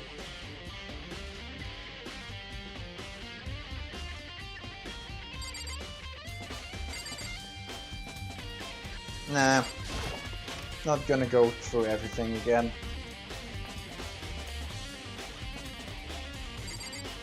Byakuya, what are you doing here? Oh, Byakuya.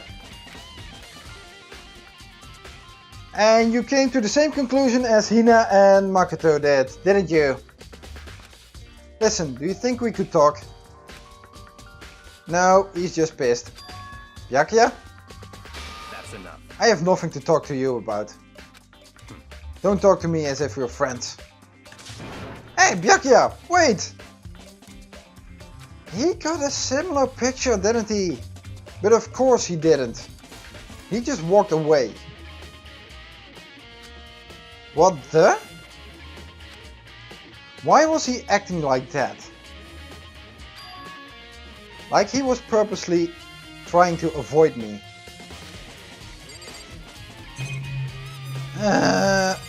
Okay, I had to do something here, so...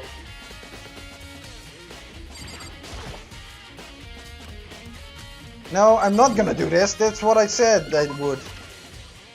No time for Monokuma coins. Map. Next one. Okay. Third floor, no one was there. Was there? Fourth floor, no one either. Third floor, let's go to the garden. Hero is over there.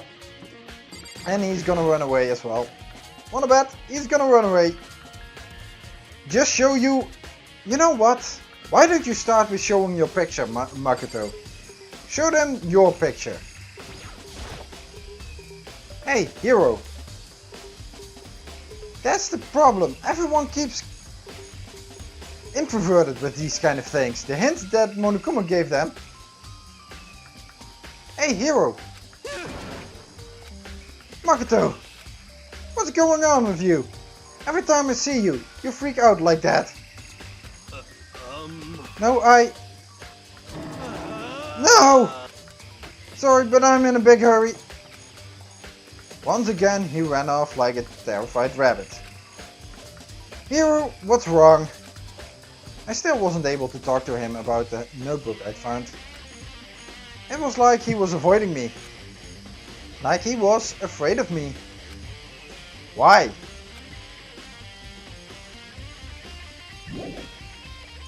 Leave the area? Yes. Okay, one more place, the biolab. Toko seems to be in there. Or is it Genocide Jail?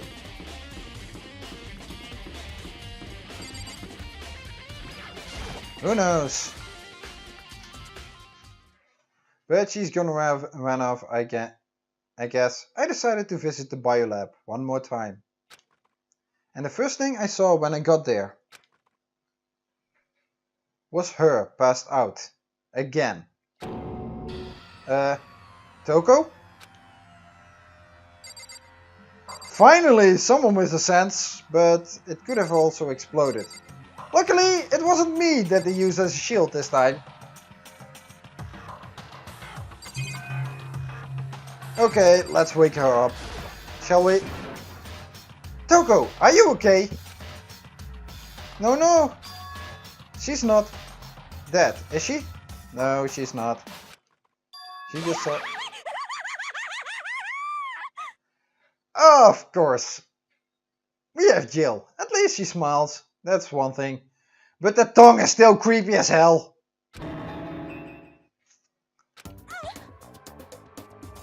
It's cold. It's super cold. It's so cold. I think I might catch a cold. If you keep taking naps in places like this, I'm sure you will. I see. What? I was asleep? Ah, I must have fainted again. I bet you were standing there, staring at me, getting all excited, weren't you? Actually, no, but that's more to do with the personalities that you both have. No, I wasn't. Have you reached that certain age? Oh, then what? Hot and bothered? Straight up horny? Jeez, Jill, jeez. Okay, so why did you pass out? Well, that's simple. She opened one of the morgue fridges and saw there is a body in there. I don't know. Last thing I remember was me waking up just now. What you do to Miss Morrow's? Oh, that's right. Your memory stops and starts each time you switch. Bingo, bazinga! We share some basic knowledge, but our memories are very much separated. SOB! And don't say it like it's a bad thing. It's a blessing as far as I'm concerned. Cause even if she forgets something, I totally remember. So it's like double the memory. No, it's more like half. Genocide Jack's memory has been added to the truth bullet section of your handbook. Wait, then do you know what happened in the past years? But all I want to know right now is, where's my little darling? Tell me now, or I slit your throat. I don't know, I'm sure Byakuya is around somewhere doing his own investigation. Yes. By himself? I assume so. Oh, I'm on fire! I knew it! I totally knew it! I'm a total pro when it comes to all things master. Anyway, I gotta hurry. I can't even imagine how lonely he must be right now.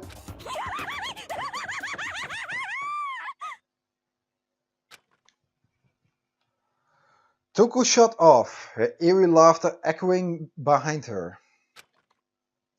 Ah, I totally forgot to ask her about the picture. Well, there's no point asking Genocide Jack anyway. Besides, I have more important things to do right now. Why did Toko faint? There's gotta be some reason for it. Well, look to your right! There's a corpse lying there. Let's check the tarp first, shall we? Looking at this, I can't help but notice. Jeez.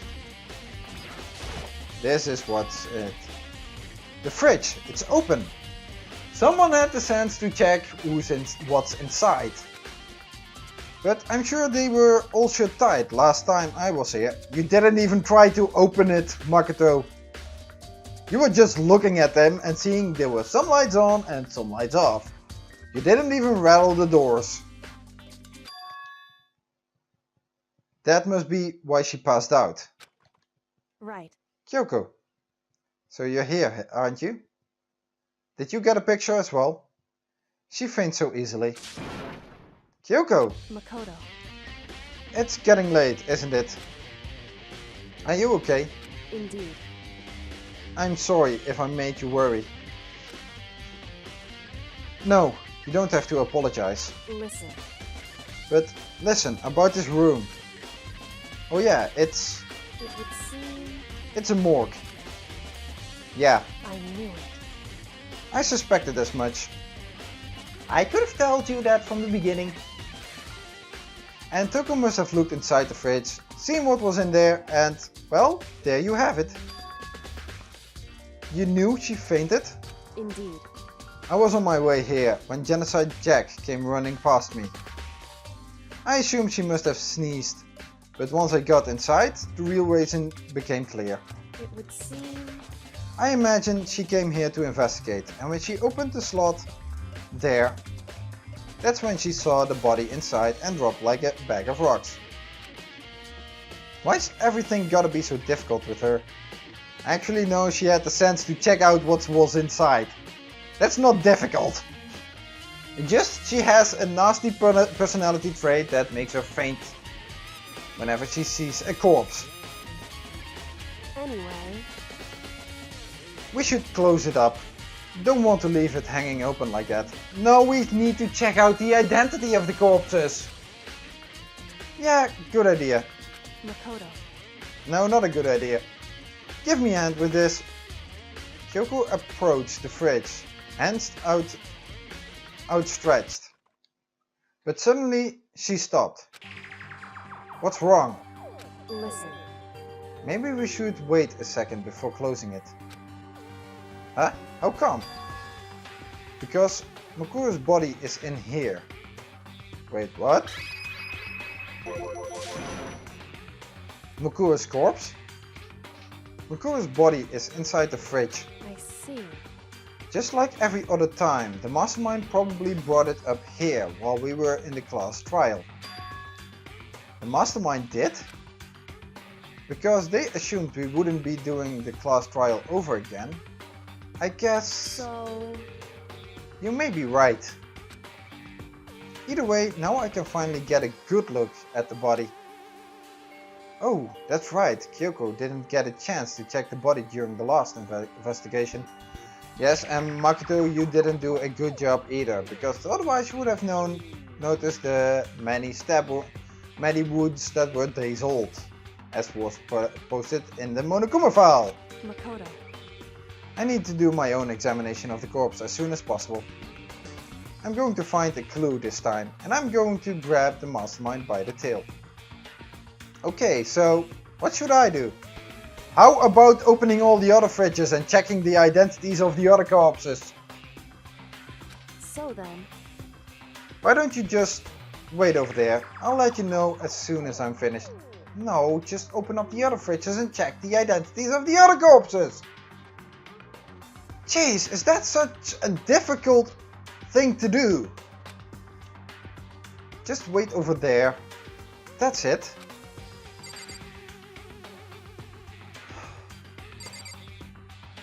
How about we open up the other fridges? On the left side on the refrigerator a bunch of blue lights are on. On these ones It would aren't. seem... It seems the blue light comes on when a slot is occupied. No shit. So when someone's in there, the blue light comes on. Considering there are 9 people or 9 lights on, all the corpses are therefore accounted for because this is Makuro's corpse. That means there are 7 people running around the building. Looking around, the number of lights that are on, including Makuro's, there's 9 in all. So if we checked out these other 8, we at least have a process of elimination who is not the 7th person running around. Because Makuro's body can still be someone else. It can still be anyone at this point. However, we know that there are 6 people alive. That's Makoto, Kyoko, Byakuya, Hina, Hiro and Toko. So then we take those 2 in account. Then we have 2 options left about who the mastermind can be. And from there we can deduce other stuff. So open up those cages or those fridges. 9. 9 lights. Biolab lights has been updated in the truth bullet section of your handbook. And we're not gonna open them up, are we? Of course not, because the identity of the mastermind has to be dragged out as long as possible. So Kyoko, what are you finding out? I should ask Kyoko about that group photo. After all, she's in it too.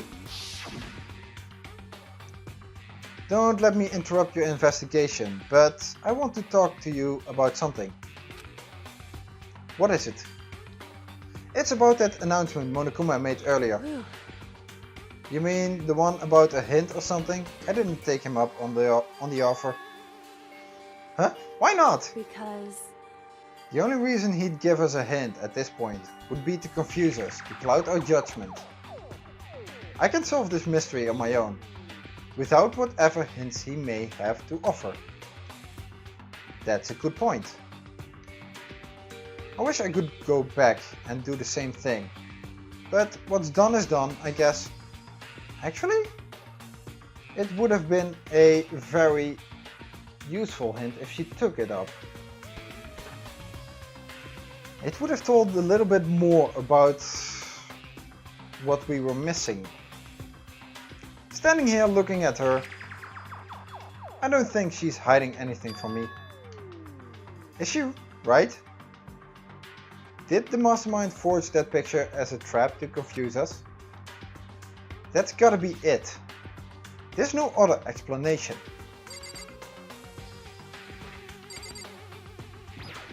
Huh. It's a fridge meant for storing dead bodies. No, really. I can't do it. I can't look inside.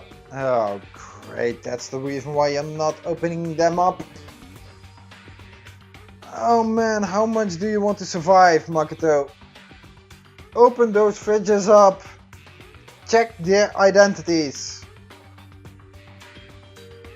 But then again, Monokuma may have... No. This time he won't. He can't. He's not allowed to. The last time it was actually to set up Kyoko to make a trap. This time it's not... Well, he could have had a trap, but... It's not really allowed to. It would go against his rules, because then he would be actively... Well... He would be obscuring information, but...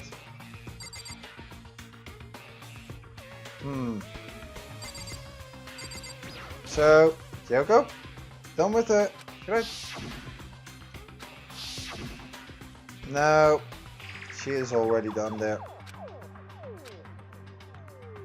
What is it? Because... Yeah, we did that. Come on.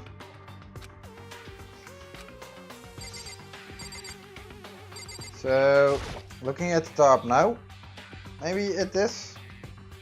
I think I've seen a tarp like this somewhere before. Yeah, you know, in the tool shed. Ah, it's the same as the one I found in the garden tool shed. And if I remember, that tarp, it had a stamp on it that said Biolab. Ah, and that's the tarp that was used to help camouflage the murder in the garden.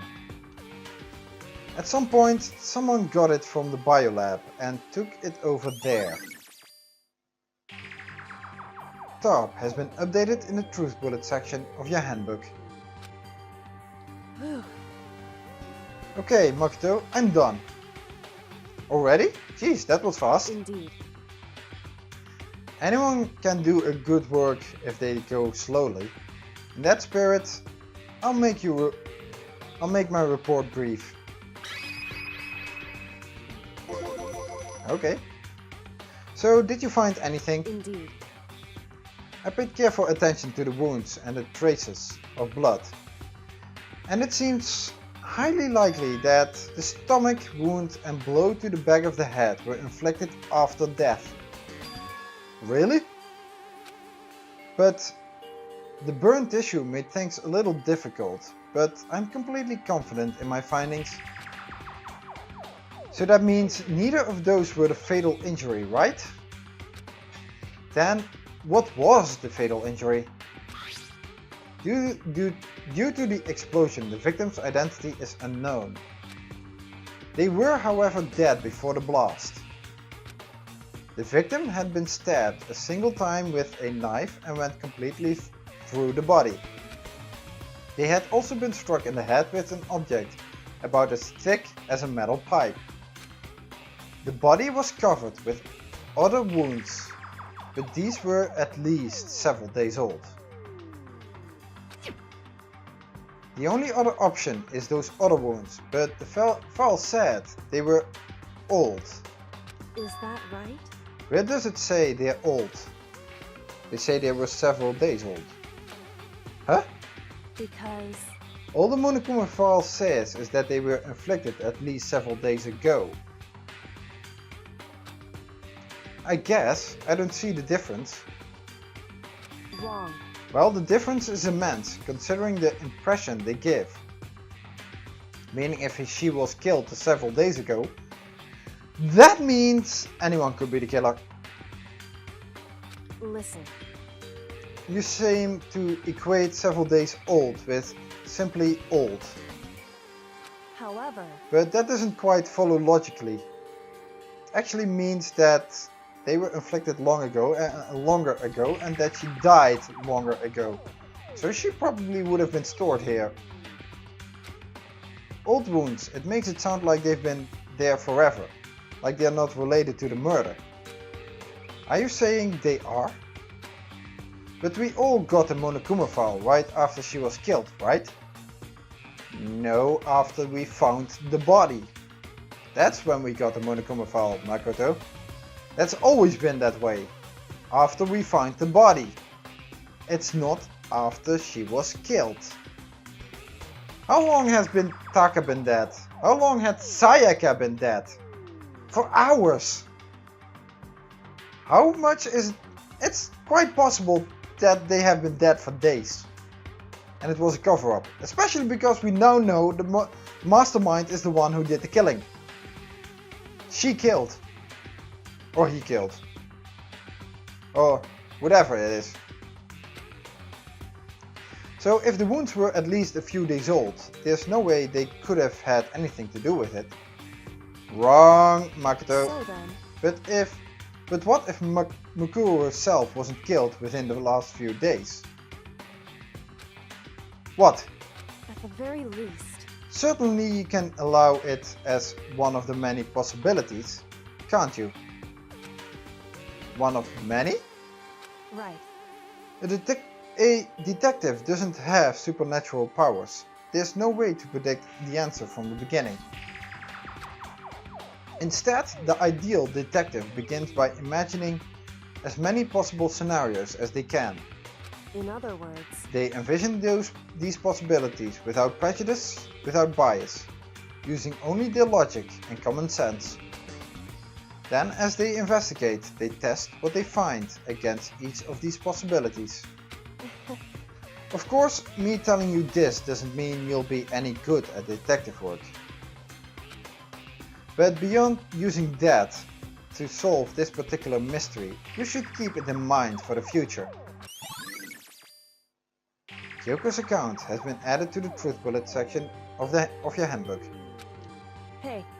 So if there's anything else you'd like to know about the condition of the body, now's the time. Well, considering that's a reaction time, let's hear it. Come to think of it, there was one thing. Earlier, when I was looking at Mukuro's profile, it listed her height and weight. So... 5 foot 7 inches, 79 pounds, vitals were 31, 22, 32. Did I get all that right? Pretty much.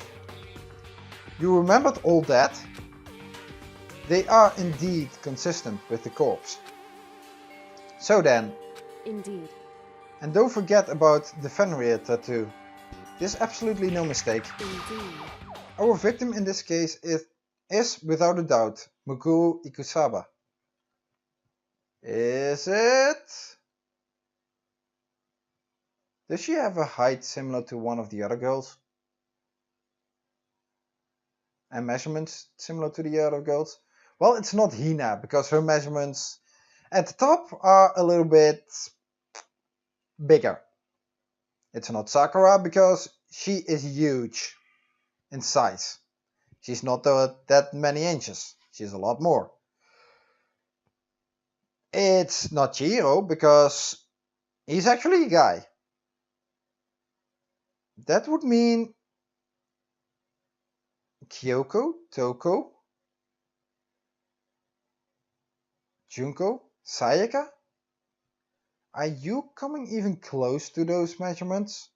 Any of you?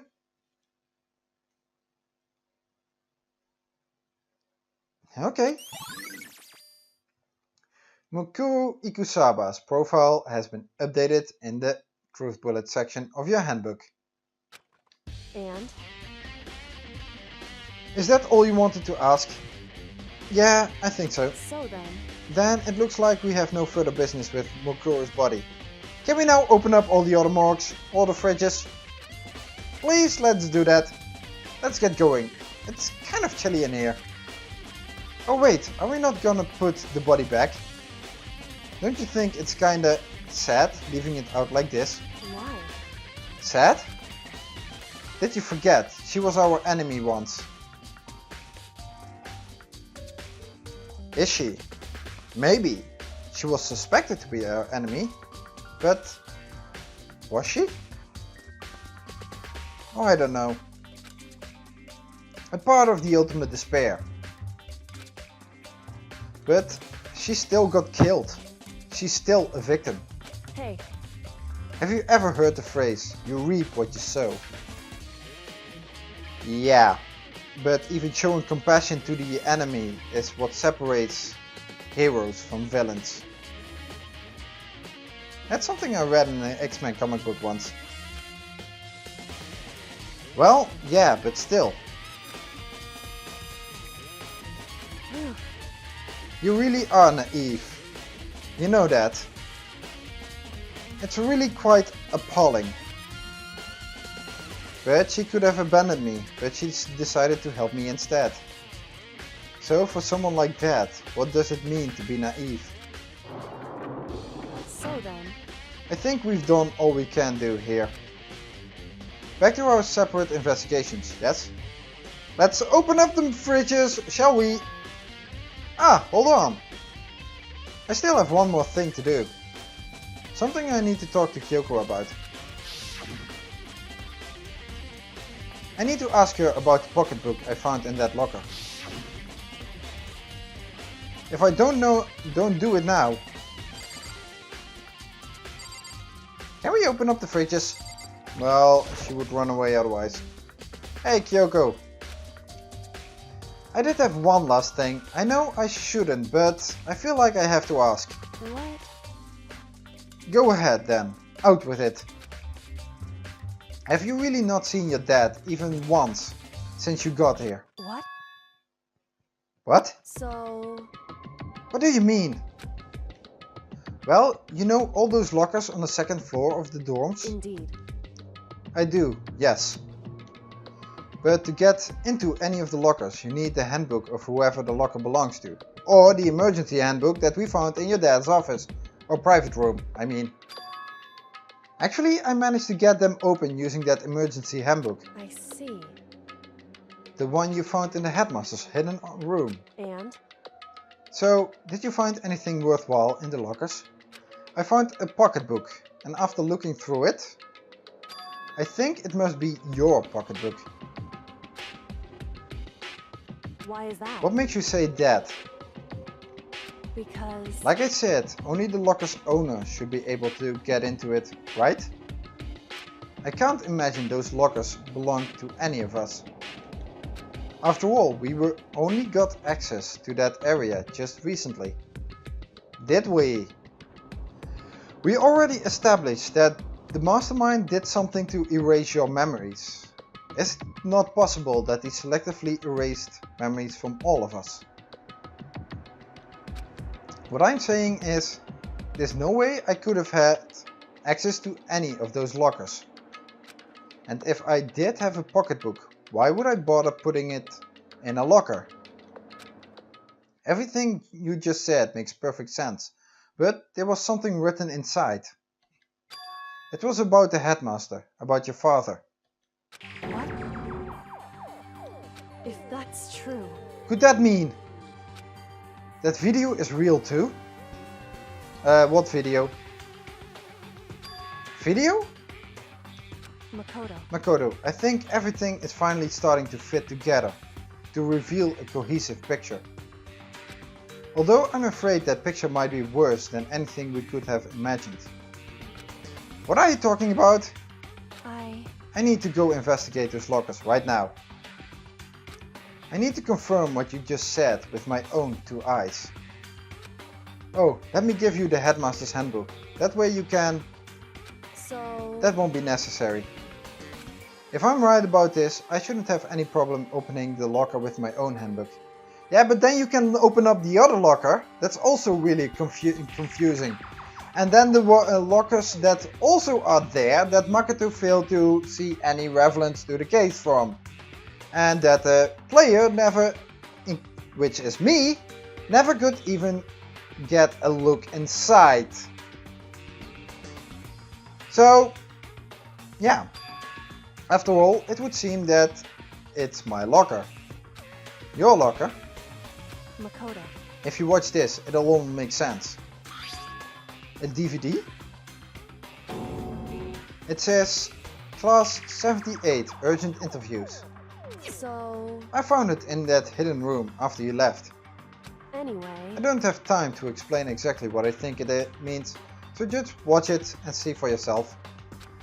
I think you realize exactly what it means.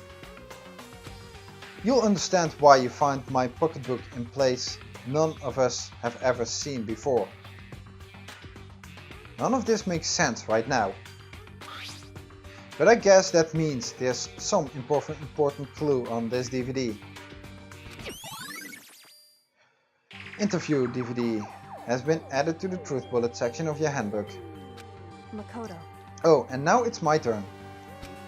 Do you have a second to listen to me ramble? Ramble? Of course. In other words... So as it turned out, the arrangements I made didn't stick.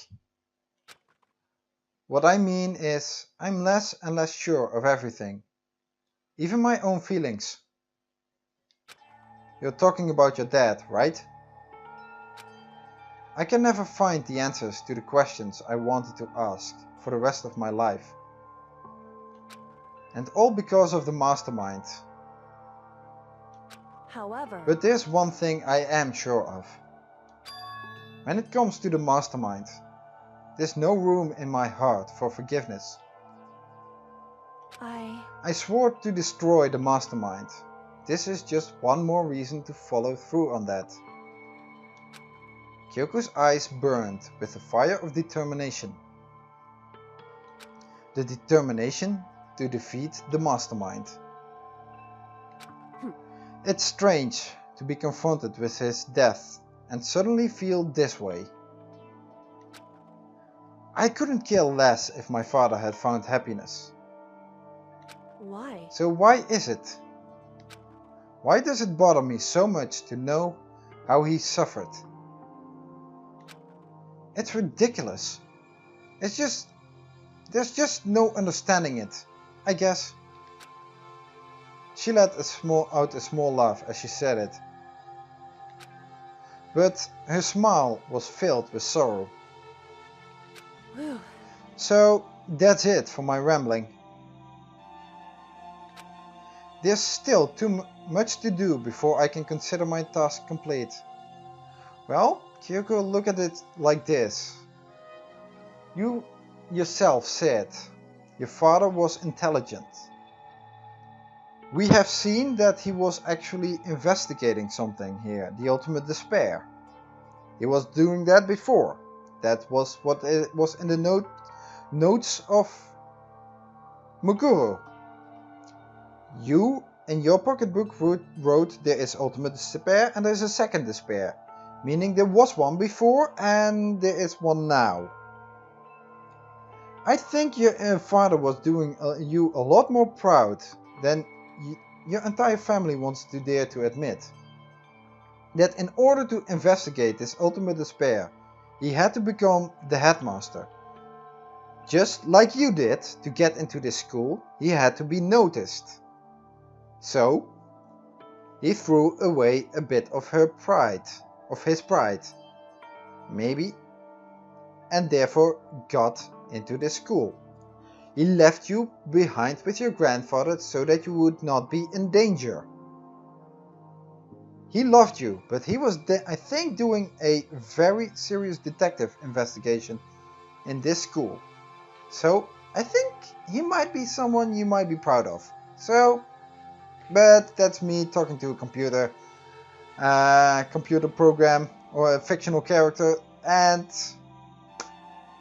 trying to get some sense into it on my own. Yeah, I know how this sounds. It doesn't sound too good, does it? There's still much to do before I can consider my task complete. Yeah, you're right. Hey. But keep this in mind. There's only ever one absolute truth. Whatever that truth serves, justice or suffering, whether it's the greatest truth or the worst. What do you mean? Makoto. Even if the truth you uncover is filled with hopelessness, you still can't give up hope. Absolutely not. Because all I can do is keep moving forward. That's pretty much all I'm good at, you know? Indeed. Sorry if that was strange. So then. Anyway, I need to get going. Aren't we going to open up the fridge? I'll see you at the class trial. Leaving behind that final farewell, Kyoko was gone. Better get going myself. I got that DVD from Kyoko. I should head to the AV room to check it out. Kyoko said something about hopeless truth. But no matter what happens, I won't lose hope. Even if it's the worst truth in the world. I can't afford to lose.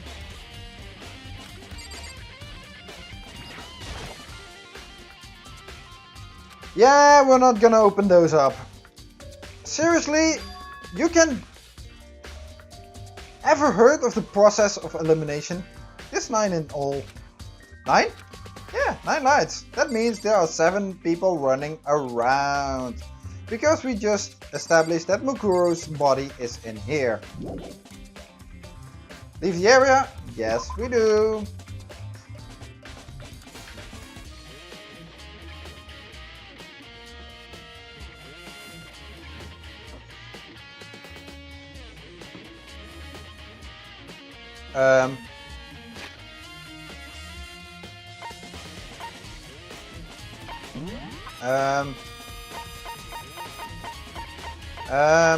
I just got a really weird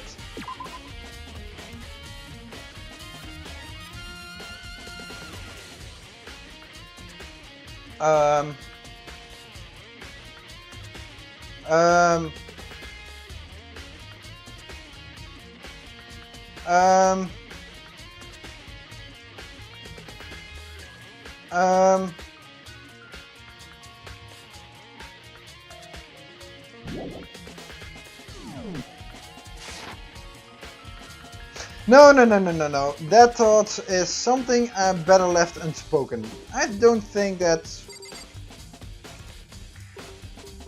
No, nothing in there. Otherwise we would have had to go there, don't we? Yeah, we don't have to go there. What am I doing? Why am I walking? There's a map, we can teleport. The AV room is all the way on the bottom floor. So... we need to go here.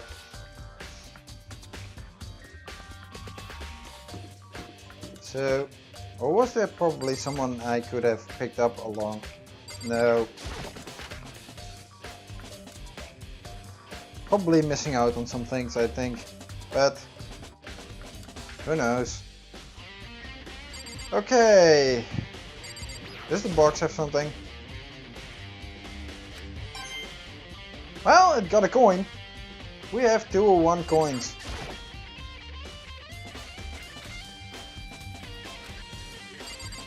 Okay.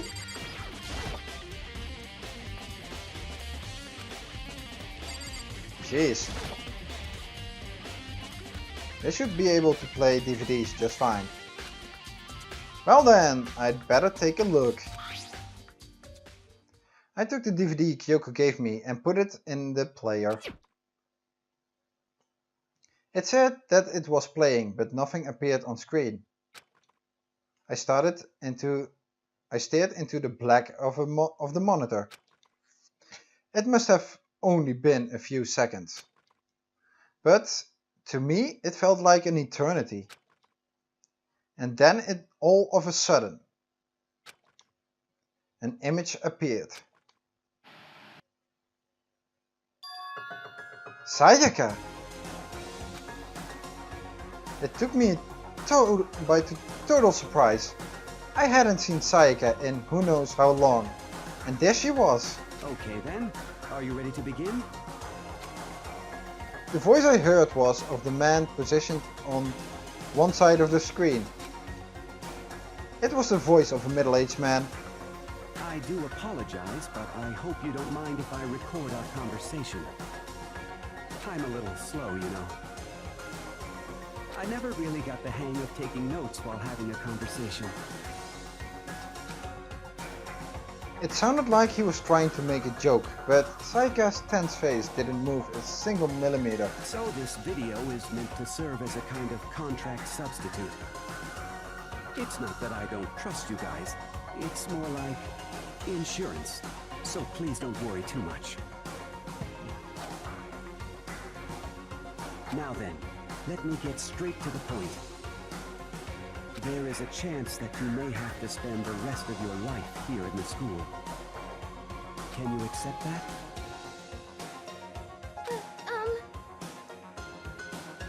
You want me to accept that? Sayaka was obviously at a total loss. It made total sense. Who would agree to spending the rest of your life in this school? I accept. What? Thank you. And I'm sorry about all this. Why couldn't they have actually voice acted the entire thing? Why do I have to read out everything from the characters themselves as well? While they have the middle-aged man here, the headmaster, fully voice acting. That's a bother. Well, I can promise you that I will do everything in my power to keep you safe. Well, you kind of failed at that one. As the headmaster of Hope's Peak Academy, I give you my word. That has become kind of meaningless, didn't it? As if on cue, that's where the video cut out. There was a lot I hadn't understood up till now. But this, only this. I simply couldn't comprehend what I'd heard. Because I know how much Sayaka wanted to get out of here. I know how much she wanted to escape and pursue her dreams with her friends again. She wanted that so bad, she tried to frame me for murder. So why? Why would she say yes to living here for the rest of her life? As I sat there thinking about it, I noticed a sudden light. On the monitor, the video that I thought was finished flashed back on screen. My eyes darted back to the screen. And if I was confused before, what I saw next pushed me right over the edge. Huh? What I saw was me. And possibly, undeniably, Me? So, Makoto, before we begin, I should let you know that I'll be recording our conversation. Yes. Me and the headmaster were looking at each other. He and I were having what seemed like a fairly normal conversation. But the I in the here and now, had absolutely no memory of it. I had no memory of even meeting the headmaster, much less sitting down to talk to him like this. Now, shall we get straight to the point? Makoto, there's a chance you may have to spend the rest of your life here in the school. Can you accept that? Yes. This can't be real. I said I'm yes. sorry I'm putting you through all this. Well, I mean, we don't have much of a choice, do we? You don't have much of a choice.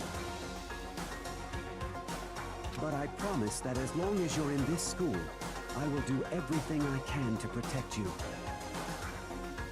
As the headmaster of Hope's Peak Academy, that's the very least I can do for you. What the frick is happening? That's so weird. Once again the video cut out. From there the video repeated the same scene again and again with the others.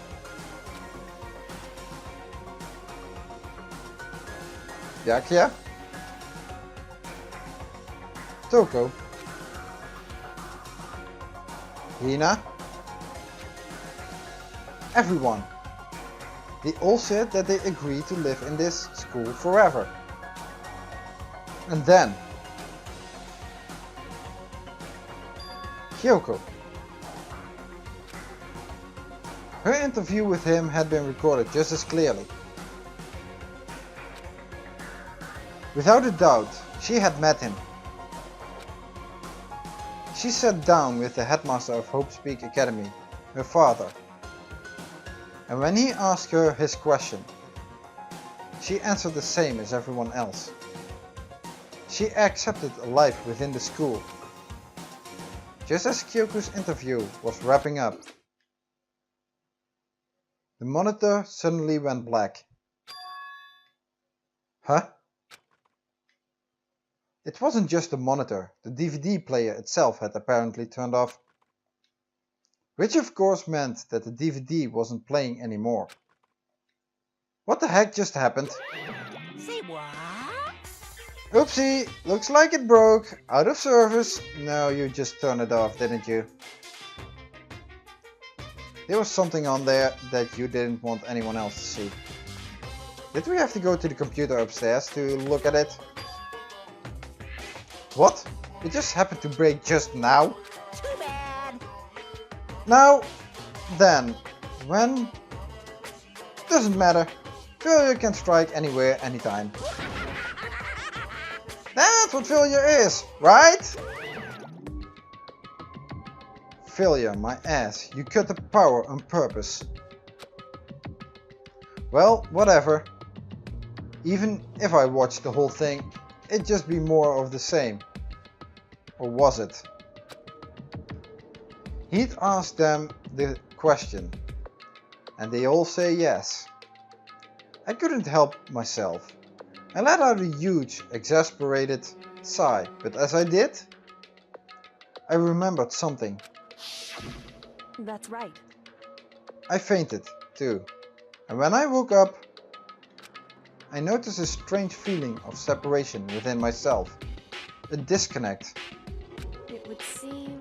Thinking back on it now, at that point my memory was gone. At that time, I'd forgotten. I couldn't remember why I'd come to this school, and I couldn't remember what my ultimate ability was. But what would make you forget all that? Hey, Strange, isn't it?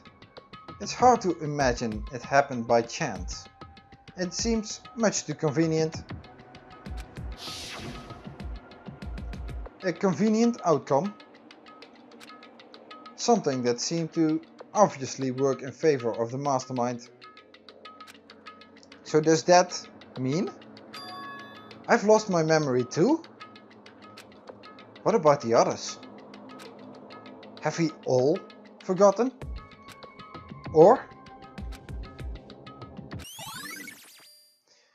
Interview DVD has been updated in the truth bullet section of your handbook.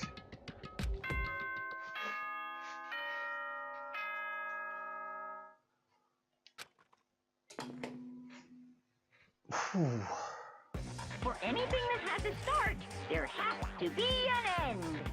And if the end comes, then that means it's time for a fresh start. There is no night that doesn't have a dawn. Although that dawn is totally pitch black. There is no storm that won't eventually end. Of course, then that leads to drought. But as I said, every end is the promise of a new beginning. Which is why I'm sure we'll get to meet again, because the end is only the beginning. You know, Monokuma, this wasn't really motivational, you know? Anyway, let's get started. The beginning of the end of the class trial. Everyone gather once again at you know where.